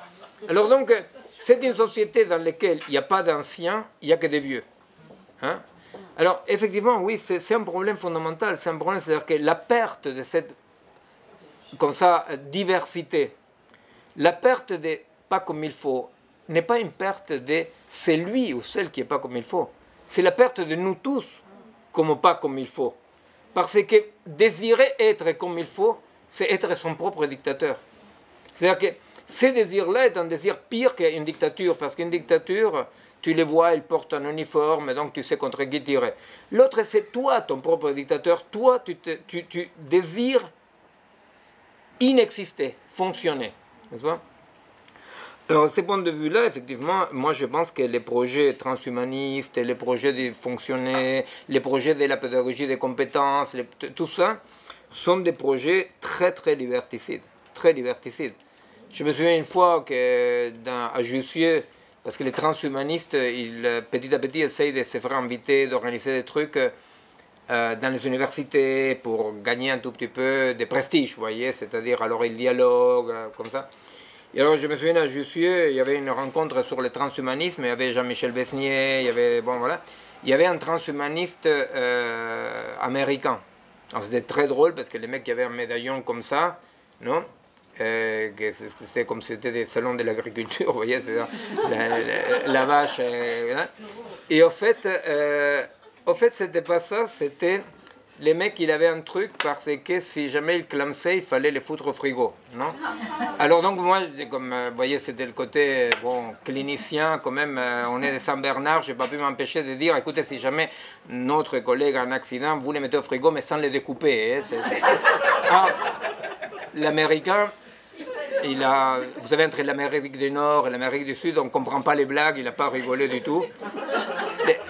Les mecs, ils se baladaient avec un médaillon en disant, vous foutez ces parties-là au frigo et dans quelques années, on me remet à fonctionner, vous comprenez? Bon. Alors là, ces jours-là, c'était les jours où la COP 21 était en train de se casser la gueule en France. Le même jour. Et là, on avait les deux modèles de société. C'est qu'individuellement, et en dépensant des millions de dollars, penser que la vie c'est moi, et de l'autre côté, les pauvres cons d'écolo qui pensent que nous participons à la vie, que la vie c'est pas une propriété privée. Voyez? Et ce sont deux modèles absolument irréconciliables. Voyez? Moi je pense qu'il faut utiliser tous les appareils qu'il faut pour une médecine de la réparation. Mais toute pensée médicale de l'augmentation implique un devenir vers le fonctionnement qui apporte inévitablement un apartheid. Voyez? Je vous dis, c'est même un truc tout bête. Imaginez 1000 cons qui vivent 1000 ans. Il faut quand même pas mal de gardiens à la frontière parce qu'ils vont se bouffer toutes les matières primaires. Et alors quand je dis ça, et Christian était là, il le filmait en discutant avec Laurent Alexandre, je lui ai dit, mais Laurent, ok d'accord, si, bon d'accord, ils ne vont plus mourir, ok. Vous savez, ils font des pièces de théâtre en disant est-ce qu'une société transhumaniste n'aura le droit de mourir, non? Alors voilà, moi aussi je dis, vous savez, en Afrique, c'est dingue parce qu'ils ont tous le droit de mourir, même très jeunes. Non? Et alors j'ai dit, bon écoute Laurent, si vraiment on ne meurt pas, parce que moi, vous savez, des années de psychiatrie, alors on est très tolérant, non? Et alors j'ai dit, bon, on ne meurt pas, alors qu'est-ce qu'on va faire, parce que où on va les foutre, non? Et alors Laurent Alexandre me répond deux choses incroyables, il me dit, En société transhumaniste, les transhumanistes seront très raisonnables et vont se limiter. Je vais dire, bah merde alors, donc, parce que vraiment, des humains très raisonnables, c'est clair et net qu'alors ce ne sera pas des humains, n'est-ce pas? C'est-à-dire, vous imaginez, des humains qui orientent leur vie d'après la raison, la première chose que vous êtes sûr, ce n'est pas des humains. Et alors j'ai dit, écoute, ok, j'étais en train de penser quand même à la médication, donc il fallait lui donner à Laurent. Et alors je lui ai dit, bon, mais écoute, Laurent, et s'il continue à baiser, parce que tu sais, l'espèce humaine est la seule espèce si bête que dans n'importe quelle circonstance, les pires, ils continuent à baiser, à se reproduire, vous voyez. C'est pour ça que les ressources humaines, c'est les ressources les moins chères. Vous voyez, c'est celles qu'on peut toujours écraser, parce que de toute façon, ils vont continuer à se reproduire, vous voyez, alors ça, il n'y a aucun problème.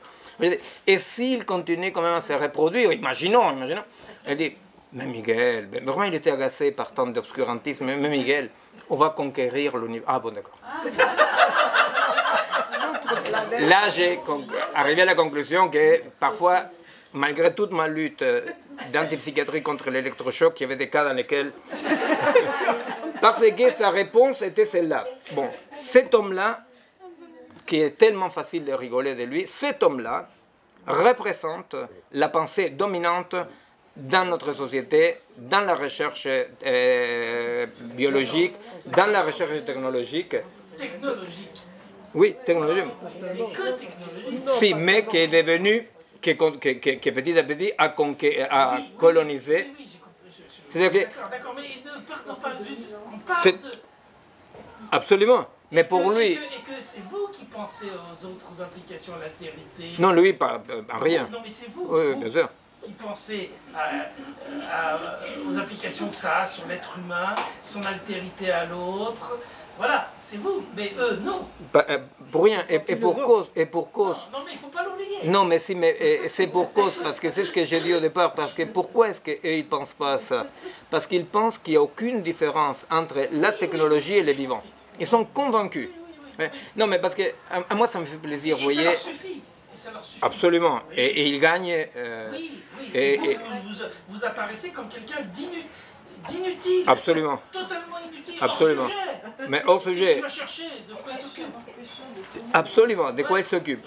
C'est la réponse qu'ils me disent. Et alors, il dit... Et alors, exactement. Tu passes des années en train de faire la recherche pour voir que le cerveau perd ses fonctions. Et alors, on s'en fout. Ils disent, et alors, il perd ses fonctions. Fonctionne correctement. Voilà.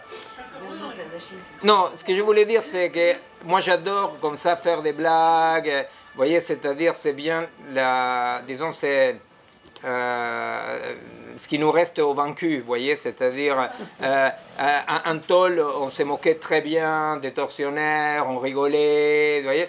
Et là, on rigole, mais la vérité, c'est que le monde est à eux. Alors nous, on rigole, et on a raison de rigoler. Mais la vérité, c'est que le devenir fonctionnement de l'existence est un bulldozer. Est un bulldozer. Et c'est pas eux qui le concevront. Parce qu'ils ne s'en occupent pas. Ben, ça se conçoit tout seul, quoi. Voilà. C'est un truc... Oui, mais c'est pas eux qui participeront quand même à une philosophie, à une définition, à une organisation. Il y en a qui s'en occupent, qui pensent. Non, mais c'est pour ça que je pense que pour comprendre ce qui est en train de se passer aujourd'hui, vraiment, il faut lire Nietzsche. Non pas pour réduire Nietzsche à ça, mais chez Nietzsche, il y a ça. Il y a cette idée de que le monde des idées, de la culture, etc. Mais tout ça, c'est une perte de temps, n'est-ce pas? C'est mauvais, n'est-ce pas? Alors, donc, il y a les pires de Nietzsche. Je répète, ce n'est pas que tout Nietzsche, mais il y a les pires de Nietzsche, ces côtés-là, qui illustrent exactement ce qu'il pense. Il pense que c'est une perte de temps. Il faut lire les pages de Nietzsche dans lesquelles il parle des handicapés, des discapacités, des fous, etc., des malfaits, en disant, mais pourquoi ils veulent les garder? Et alors donc, il faut trouver une réponse qui ne soit pas une réponse angélique, une réponse morale, vous voyez. Il faut expliquer qu'effectivement, ce n'est pas qu'on veut garder des malfaits, mais que être un être humain signifie être mal fait. vous comprenez? Et que si on accepte d'éliminer les malfaits, il va nous arriver, comme dans ces poèmes très connus, d'abord on a avorté les trisomiques, après on a avorté les malfaits, après on a avorté les trop petits, les trop grands, maintenant on vient m'avorter, mais c'est trop tard. C'est-à-dire, parce que la revendication de l'existence face au fonctionnement, ce n'est pas du tout de la philanthropie envers ces pauvres malfaits, vous comprenez? C'est... Eh bien, absolument, absolument. Moi, je vous assure, en tant que clinicien, ça m'arrive tout le temps, des gens qui viennent me voir en me disant, écoutez, j'y vais mal. Et je dis, oui, alors, n'est-ce pas? Parce qu'il dit, est-ce que quand vous allez bien, vous viendrez me voir? N'est-ce pas? C'est-à-dire parce que parfois il faut aller mal, parfois il faut aller bien. Même, vous voyez, même là, il n'y a pas un truc mystique, je ne sais pas quoi. Même d'un point de vue, moi, toute ma vie, j'essayais quand même, depuis toute ma vie, mais depuis quand même très très longtemps, j'essaye de travailler pour donner un soubassement acceptable scientifiquement à ce que je suis en train de vous dire là, n'est-ce pas? Alors, qu'est-ce qui se passe? Il se passe que quand quelqu'un dit « je vais mal », c'est quand même 35 années de cliniques psychiatriques et de recherches neurologiques, n'est-ce pas?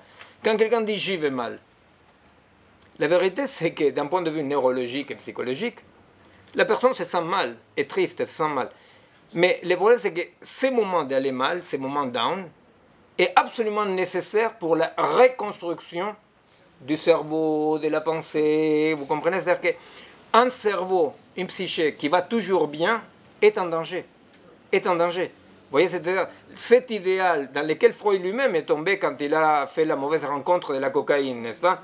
Cet idéal de « je peux être au top tout le temps », bah, d'un point de vue médical, est très dangereux. C'est-à-dire, il faut pouvoir aller mal. Parce que quand on va mal à niveau conscient, à niveau des identifications. Souvent, quelqu'un qui souffre beaucoup, il souffre beaucoup parce que, par rapport aux images identificatoires dominantes, vous voyez, je ne suis pas comme il faut être. Souvent, beaucoup de souffrance psychique, je parle, est faite et auto-faite. On se la fait en comparaison avec des idéaux, n'est-ce pas?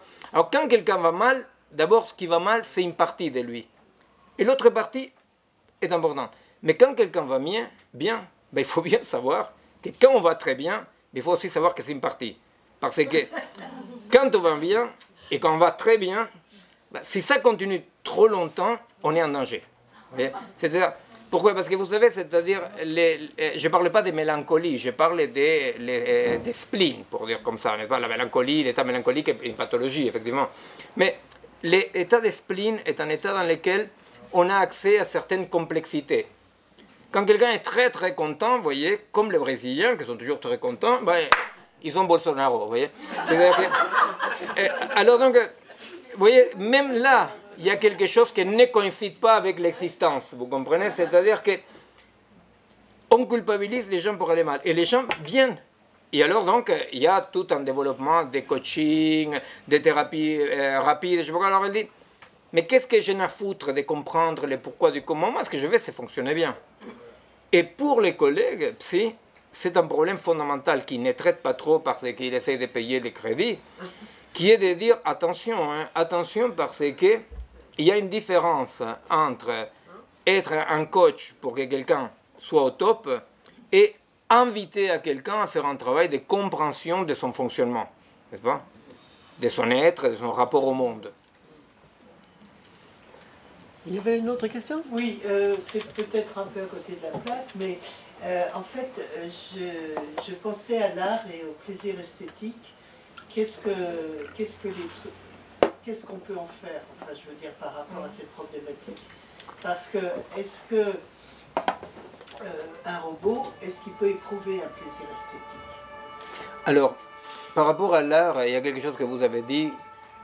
L'art correspond à une vérité très profonde de l'humanité, dans son profonde inutilité. C'est ça. Voilà, dans sa profonde inutilité. Quand vous avez commencé à parler de Nietzsche, qui pensait qu'il y avait certaines choses qui étaient tout à fait inutiles, je me suis dit, mais en fait, il répond déjà à ma question, puisque moi je voulais parler de l'art, et peut-être que Nietzsche pensait que l'art ne servait à rien. Bah, c'est-à-dire, il y a beaucoup de gens qui pensent acceptent l'art parce que l'art peut servir. Moi, toujours, je pensais qu'il ne fallait pas faire servir à l'art, qu'il fallait être au service de l'art. Par exemple, dans toutes mes années en psychiatrie à l'hôpital, je me suis opposé à la musicothérapie, à l'art-thérapie.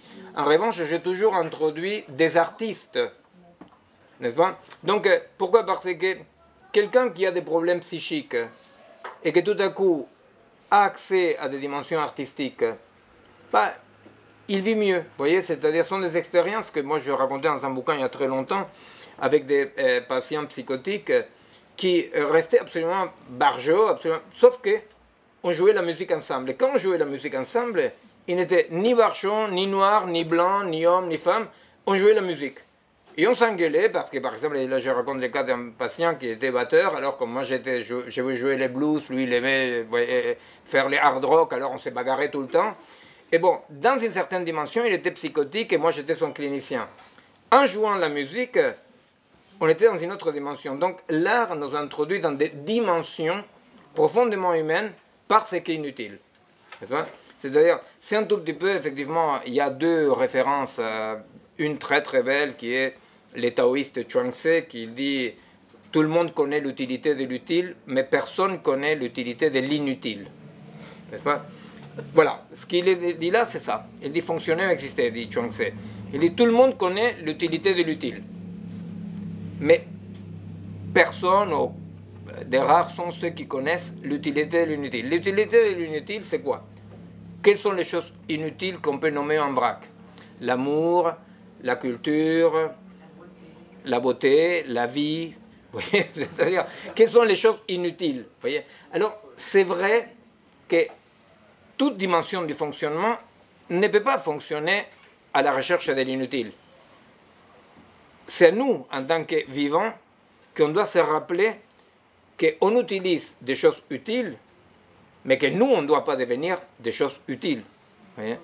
Alors, moi, je pense qu'effectivement, un robot, pour vous répondre, alors ce qu'ils font les collègues, ils essayent de faire, ils ont fait par exemple des romans écrits par des algorithmes, et des peintures faites par des robots avec des algorithmes, etc.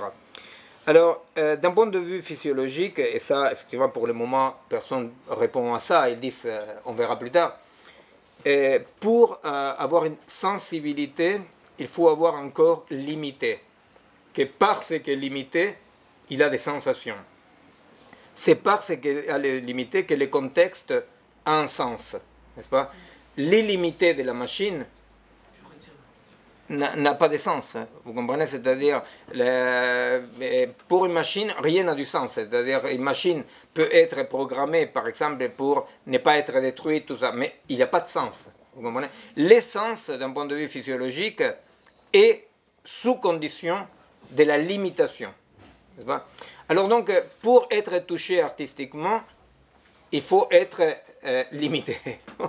Alors, il n'y a aucun problème de qu'une machine, avec des algorithmes merdiques, je ne sais pas quoi, fasse un tableau. Mais grosso modo, c'est pareil que si vous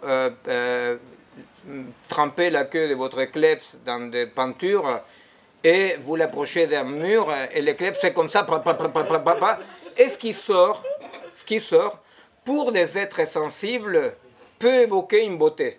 Vous comprenez? Donc, dans cette discussion à la con de est-ce qu'un robot peut produire une œuvre d'art, le problème, c'est pas ça. C'est que considérer un objet comme une œuvre d'art est toujours privatif, monopole du vivant. Vous comprenez? Alors, c'est là où il y a une discussion qu'il ne faut pas se perdre. Vous comprenez? Il ne faut pas se perdre. C'est-à-dire que, est-ce qu'un algorithme peut écrire un roman? Bah, vous imaginez, je ne sais pas, il suffit d'avoir lu un polar de De Villiers, par exemple, ou de lire, je ne sais pas, des bouquins comme ça. On se dit, bah, effectivement, un algorithme ne peut que mieux faire. Vous voyez?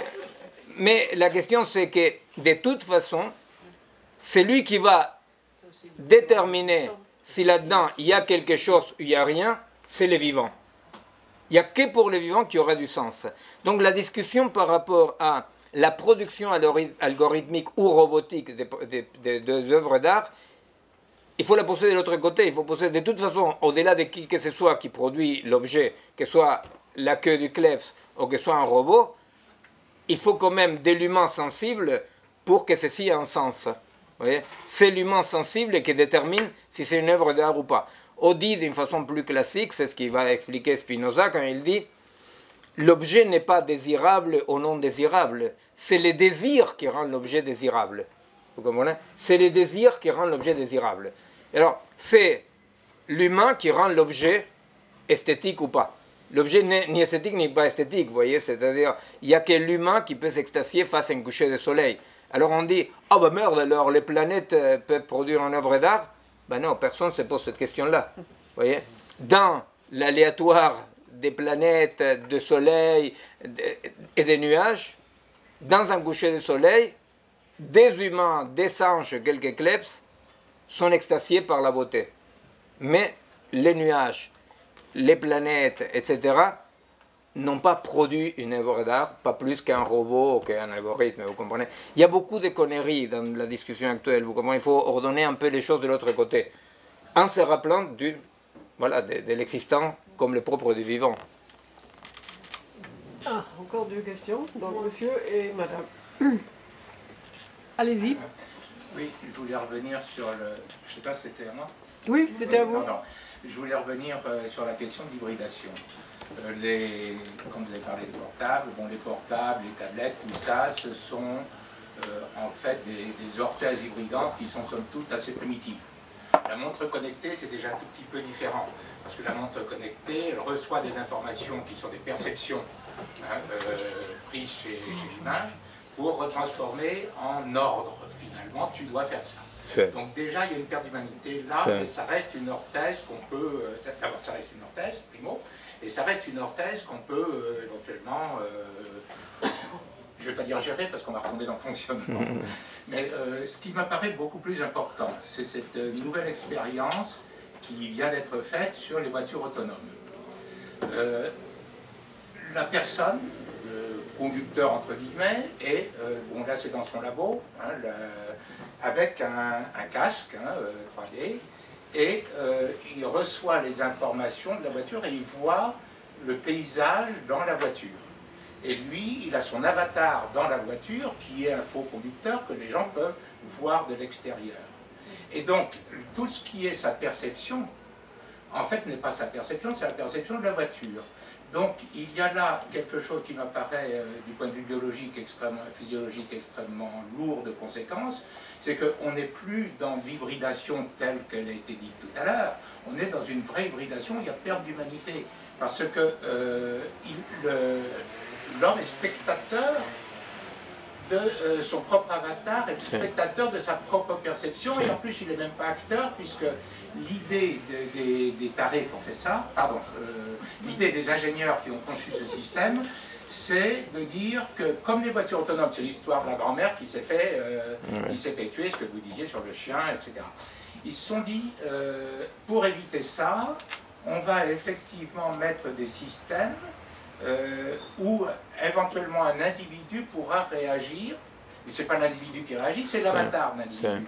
Donc l'homme est dépossédé de conducteur, il n'est que spectateur de son propre corps, qui est en fait pas son corps, qui est l'avatar de son corps. Et ça, là, il y a quelque chose là qui m'apparaît extrêmement lourd, c'est les montres connectées possèdent ça déjà. Et dans les greffes de cornée, par exemple, de rétine qui sont prévues de reconnaissance faciale, où effectivement on va pouvoir savoir si l'autre ment, parce qu'il va y avoir des petites modifications comme ça, imperceptibles pour nous, mais sauf que la puce qui est greffée sur nous va pouvoir le voir, ou le portable greffé sur la peau, etc. Je veux dire, ou les imprimantes 3D qui peuvent greffer directement sur les cellules. On a là quelque chose qui est dans la notion d'hybridation, qui est totalement différente de ce qu'on a sur le portable, qui est un hybride, effectivement. Soft. Le portable, il y a encore une pensée magique, effectivement. Là-dedans, il n'y a plus de pensée du tout. Il y a une destruction totale du cerveau. Et alors, dans penser, parce que ma question derrière, ma réflexion, ou l'aide à la réflexion que j'aimerais, c'est que dans penser et agir, il y a agir. Et donc, moi je peux citer sur la plupart des gens, quand conférences comme celle-ci, mais avec un tout venant, je dirais, hein, c'est-à-dire des gens sensibilisés, les gens sont soumis à des phénomènes d'addiction, on connaît. Hein, de réels phénomènes d'addiction. Les gars, on leur montre connectés. Moi, il y a un gars, qui, par exemple, un électricien, qui dit, moi, mon tournevis, c'est mon portable, sinon, moi, je peux pas, quoi. Je lui disais, mais attends, vous venez pas travailler chez moi, hein, parce que moi, si vous avez des portable et que vous êtes électricien, vous êtes tournevis, moi, j'ai pas envie d'avoir le feu dans ma maison. Et dans agir vis-à-vis de ça, c'est-à-dire que c'est toute une population qui est déjà soumise à un phénomène d'addiction, et là, si la réflexion, effectivement, on peut l'avoir, l'action est beaucoup plus difficile. Et je suis très pessimiste, hein, mais je crois que la dernière fois qu'on s'est vu, c'était pas moi qui avais un discours pessimiste, hein, mais dans des systèmes comme ça, on n'a plus seulement une hybridation de la machine, mais l'homme n'existe plus, c'est vraiment il est dans la machine. Je ne sais pas comment on peut réfléchir par rapport à ça. Là, par rapport à ça, effectivement, la question c'est ce qu'il y a à la machine, ce sont des capteurs. Or, les capteurs, ils sont programmés pour capter une certaine quantité énorme de variables. Qu'est-ce qui se passe, l'environnement, la machine, etc. etc. Et, donc, ces données-là arrive à quelqu'un, comme vous dites dans l'expérience là de l'aide humain qui reçoit les informations. Ces informations-là qui arrivent, c'est que les capteurs captent à une nature différente de ce qu'on appelle une perception. Non? Alors, le problème, c'est que je crois qu'on ne doit pas accepter, parce que c'est un piège, de choisir entre des machines avec des capteurs ou des humains qui perçoivent. Moi, ce que je crois, c'est qu'il faut essayer d'avancer dans la compréhension de la différence entre percevoir et capter. Alors, par exemple, je vous donne un exemple. Henri Atlan a écrit un bouquin il y a longtemps sur les utérus artificiels. Non? Alors, si jamais on arrivait à faire un utérus artificiel, qu'est-ce qui se passe? Il se passe que on va faire des études de quelles sont les fonctions d'un utérus. N'est-ce pas? Mais le problème, c'est qu'en physiologie réelle, non pas pensée par un ingénieur, dans la physiologie réelle, les fonctions impliquent une certaine fiction. N'est-ce pas? C'est-à-dire que il faut savoir toujours quand on travaille avec les vivants en biologie que je peux identifier une fonction, je veux dire le cœur bat, le sang, mais la détermination, la cartographie du vivant par des fonctions, si moi je ne tiens pas compte que la fonction est une fiction opératoire, pour dire comme ça, non, ça veut dire que tout se passe comme si. Ça veut dire quoi? Ça veut dire que si j'arrive à modéliser une infinité de fonctions de l'utérus par rapport au fœtus, la seule chose dont je peux être sûr, c'est que aussi infinie soit la quantité de fonctions que j'ai modélisées, la plus grosse partie est restée dehors. C'est-à-dire qu'il y a une impossibilité d'assimiler le travail du capteur avec le travail, pour dire comme ça, de la perception. Et petit à petit, on est en train de perdre ça. Alors, qu'est-ce qui se passe? Moi, je crois que si à moi quelqu'un me dit bon, voilà, on fait des voitures qui évitent que des cons fassent des accidents pour des problèmes narcissiques. Je dis, ok, simplement, la préoccupation, comme ce que vous décrivez, c'est une colonisation, non pas une hybridation.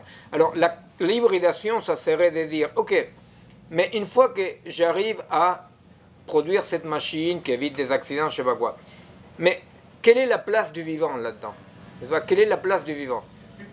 Voilà, mais non, je dis, il faut quand même essayer de comprendre quelle serait cette place-là.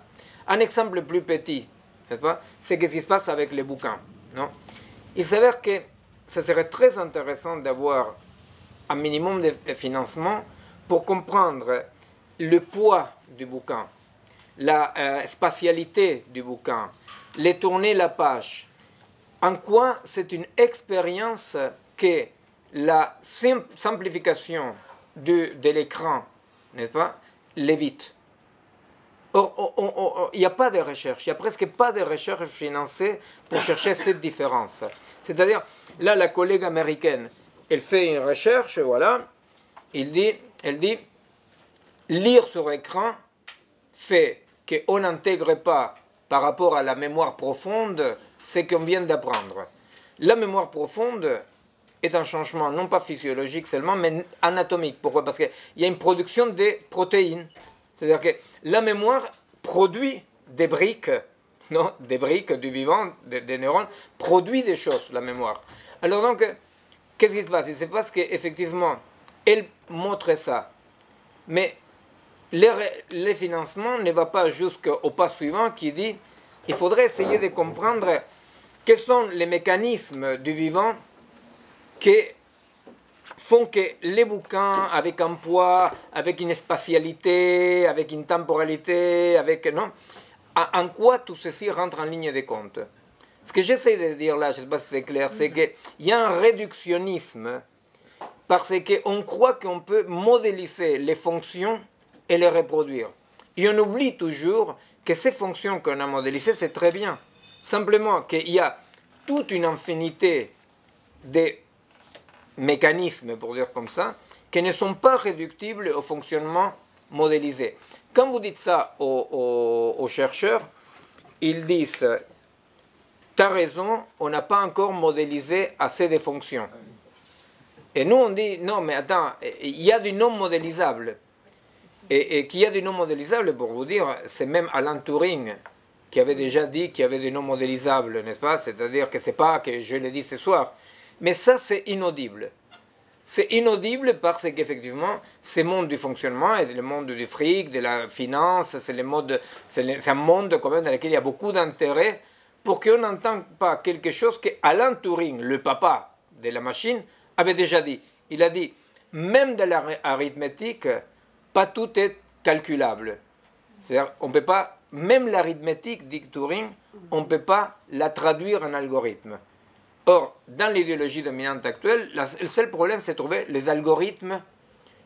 Moi, je donne souvent l'exemple d'un ami italien, Stefano Mancuso, le botaniste, que lui, par exemple, il a montré comment les plantes, sans avoir les organes qu'il faut pour, ils remplissent des fonctions propres à la vision, le tact, n'est-ce pas? Donc, il y a un tas de recherches qui montrent que l'idée de penser les vivants comme des fonctions modélisables est une bêtise. Mais il y a un éclipse, n'est-ce pas? Il y a quelque chose qu'on ne peut pas voir, on ne peut pas voir ça. C'est pour ça que, voilà, moi je me suis dit, bon, il faudrait quand même mettre un nom à ces non modélisables. Eh bien, le nom du non modélisable, c'est l'existence. Non? On peut modéliser tout, mais une fois qu'on aura modélisé tout, ben, ce qui restera dehors, c'est les conditions de l'existence. Si il y a une dame, qui... Dernière question. Par rapport à ça, le fait que en fait, je suis comme beaucoup de gens, je travaille dans ce domaine-là, dans ce milieu-là plutôt. Et on en est arrivé justement à cette conclusion-là, qu'on est en train de fabriquer nous-mêmes, pas moi parce que je ne suis pas ingénieur, je peux utiliser ce que je fabrique, qu'on est en train de se suicider, puisque du coup on est en train de fabriquer des machines qui vont nous remplacer. Alors les pauvres gars, aujourd'hui, ils sont complètement perdus puisqu'ils ne s'attendaient pas à ce qu'on arrive à ce stade-là. Et que bah, du coup, maintenant, on n'a plus besoin de nous. Donc, en fait, l'échappatoire, elle est où? Puisqu'il faut travailler pour gagner sa vie. D'un côté, il y a les vieux qu'on dégage parce qu'on est senior à partir de 45 ans maintenant. Donc, à partir de 45 ans, on essaye d'éjecter les gens. Et il y a les jeunes qui arrivent et qui sont convaincus de ça. Alors moi, je me suis posé la même question que vous, je me suis dit, mais comment est-ce qu'on en est arrivé là? Et je suis arrivée à tellement vouloir me convaincre que c'était une évolution, je me suis dit, bah oui, mes parents, ils n'avaient pas la télé, ils n'avaient pas la voiture, etc. quand ils sont arrivés de leur campagne. Et puis petit à petit, il y a eu ça, etc. Et je me suis dit, bah oui, c'est une évolution logique. Et je pense qu'aujourd'hui, on en arrive à tous à se dire, bah oui, sinon, mais c'est effectivement, le problème est celui-là, c'est-à-dire le problème c'est une sorte de naturalisation de la chose. Alors on dit on ne peut pas aller contre le progrès. Mais là aussi, il faut faire quand même une différence entre progrès et innovation. Une innovation n'est pas forcément un progrès, n'est-ce pas? Les progrès, ça veut dire quelque chose qui va pour le bien de l'humanité et de la vie. Or, présenter toute innovation technologique comme un progrès est un mensonge, est un contrebande. Il ne faut pas capituler. L'humain a toujours la haute main sur l'utilisation de toutes les techniques à sa disposition. Il faut partir de ce postulat-là. Si, mais ça exige aujourd'hui une reconquête. Sensorielle humaine à l'utilisation, ne serait-ce que vous avez dit avec le GPS, où quand on l'utilise, on ne sait même plus qu'on est arrivé à côté de l'endroit qu'on connaît parfaitement et auquel on aurait pu viser pour voir la pancarte d'après. Ah, tiens, c'est à 300 mètres. Voilà. Bon. Ça interagit. Mais il ne faut pas perdre ça à l'esprit. Si, la question c'est comprendre ce qu'on est en train de perdre. Hein, parce que ça, c'est une phrase géniale quand il dit... Rousseau, avec les progrès, le problème c'est qu'on sait ce qu'on gagne, mais on ignore ce qu'on perd. L'urgence aujourd'hui, c'est comprendre qu'est-ce qu'on perd avec ça, avec les innovations, que je n'appellerai pas un progrès, j'appellerai des innovations. Le problème, c'est ce que je disais tout à l'heure par rapport à l'accélération du temps et les machines qui nous aident. Il faut comprendre, mais qu'est-ce qui se passe dès qu'on a de plus en plus de machines qui nous aident et on a de moins en moins du temps. Il faut essayer de comprendre ça. C'est-à-dire que l'urgence, et pas simplement le comprendre d'un point de vue scientifique, le comprendre dans la vie de tous les jours. Essayer de comprendre quelle est la différence entre consulter Internet pour répondre à une question de notre enfant et d'ouvrir une encyclopédie et transmettre quelque chose. Si nous ne sommes pas capables de comprendre cette différence, effectivement, il y a une sorte de machinisation du vivant qui, pas seulement, comme il le rêvait jadis Marx, vont libérer l'homme, l'humain, mais qui nous écrase. Mais c'est une expérience, c'est-à-dire que la résistance passe par le développement d'expériences multiples. Chacun dans son milieu, comprendre qu'est-ce qu'on est en train de perdre, de quoi on passe à côté. C'est ce que je disais avec les bouquins, c'est-à-dire c'est important de comprendre... mais qu'est-ce qu'on perd? Par exemple, c'est pas si sorcier que ça, vous voyez, c'est-à-dire les Coréens là avec lesquels je me suis rencontré, là, que je rencontrais tout à l'heure, ils disaient de toute façon c'est comme ça, depuis que la voiture existe, aucun humain peut courir si vite que la voiture. On dit ok d'accord, moi j'ai répondu, moi j'habite au 6e étage, il y a un ascenseur chez moi, je suis ravi, mais c'est pas pour autant que je ne bouge plus, n'est-ce pas? Alors donc la question c'est ça, c'est comprendre à partir de quel point la délégation de nos fonctions vers la machine passe à nous détruire. C'est ça le point pivot. Le point pivot est comment l'utilisation de l'ascenseur, imaginez-vous vraiment que depuis qu'on a inventé l'ascenseur, on soit tous devenus sans muscles, on ne peut plus bouger, et qu'on est de plus en plus... Bah, non, c'est-à-dire on a l'ascenseur, très bien, mais quand même, on a une idée très claire de qu'il faut développer des muscles. Bon. Alors, on a du mal à cette simplicité, ça, avec le monde digital. On a du mal à voir comment, tout en s'en servant de cet outil-là, il faut déployer toutes les autres dimensions de l'existence, que si on le délègue à la machine, on les perd. Et ça, c'est une recherche de tout le monde, en tant que parent, en tant qu'éducateur, en tant que voisin, en tant que...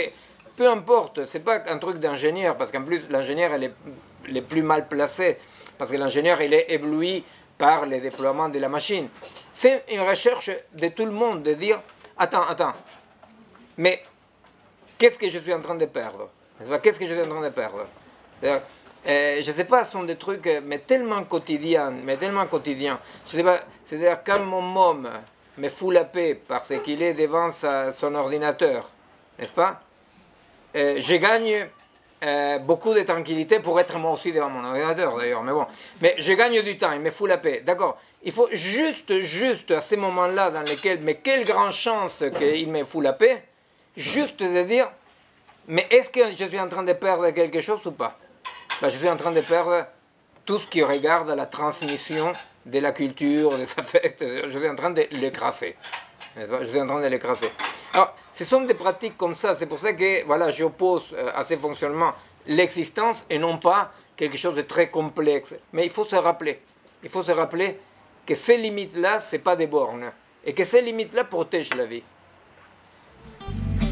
Sur ce...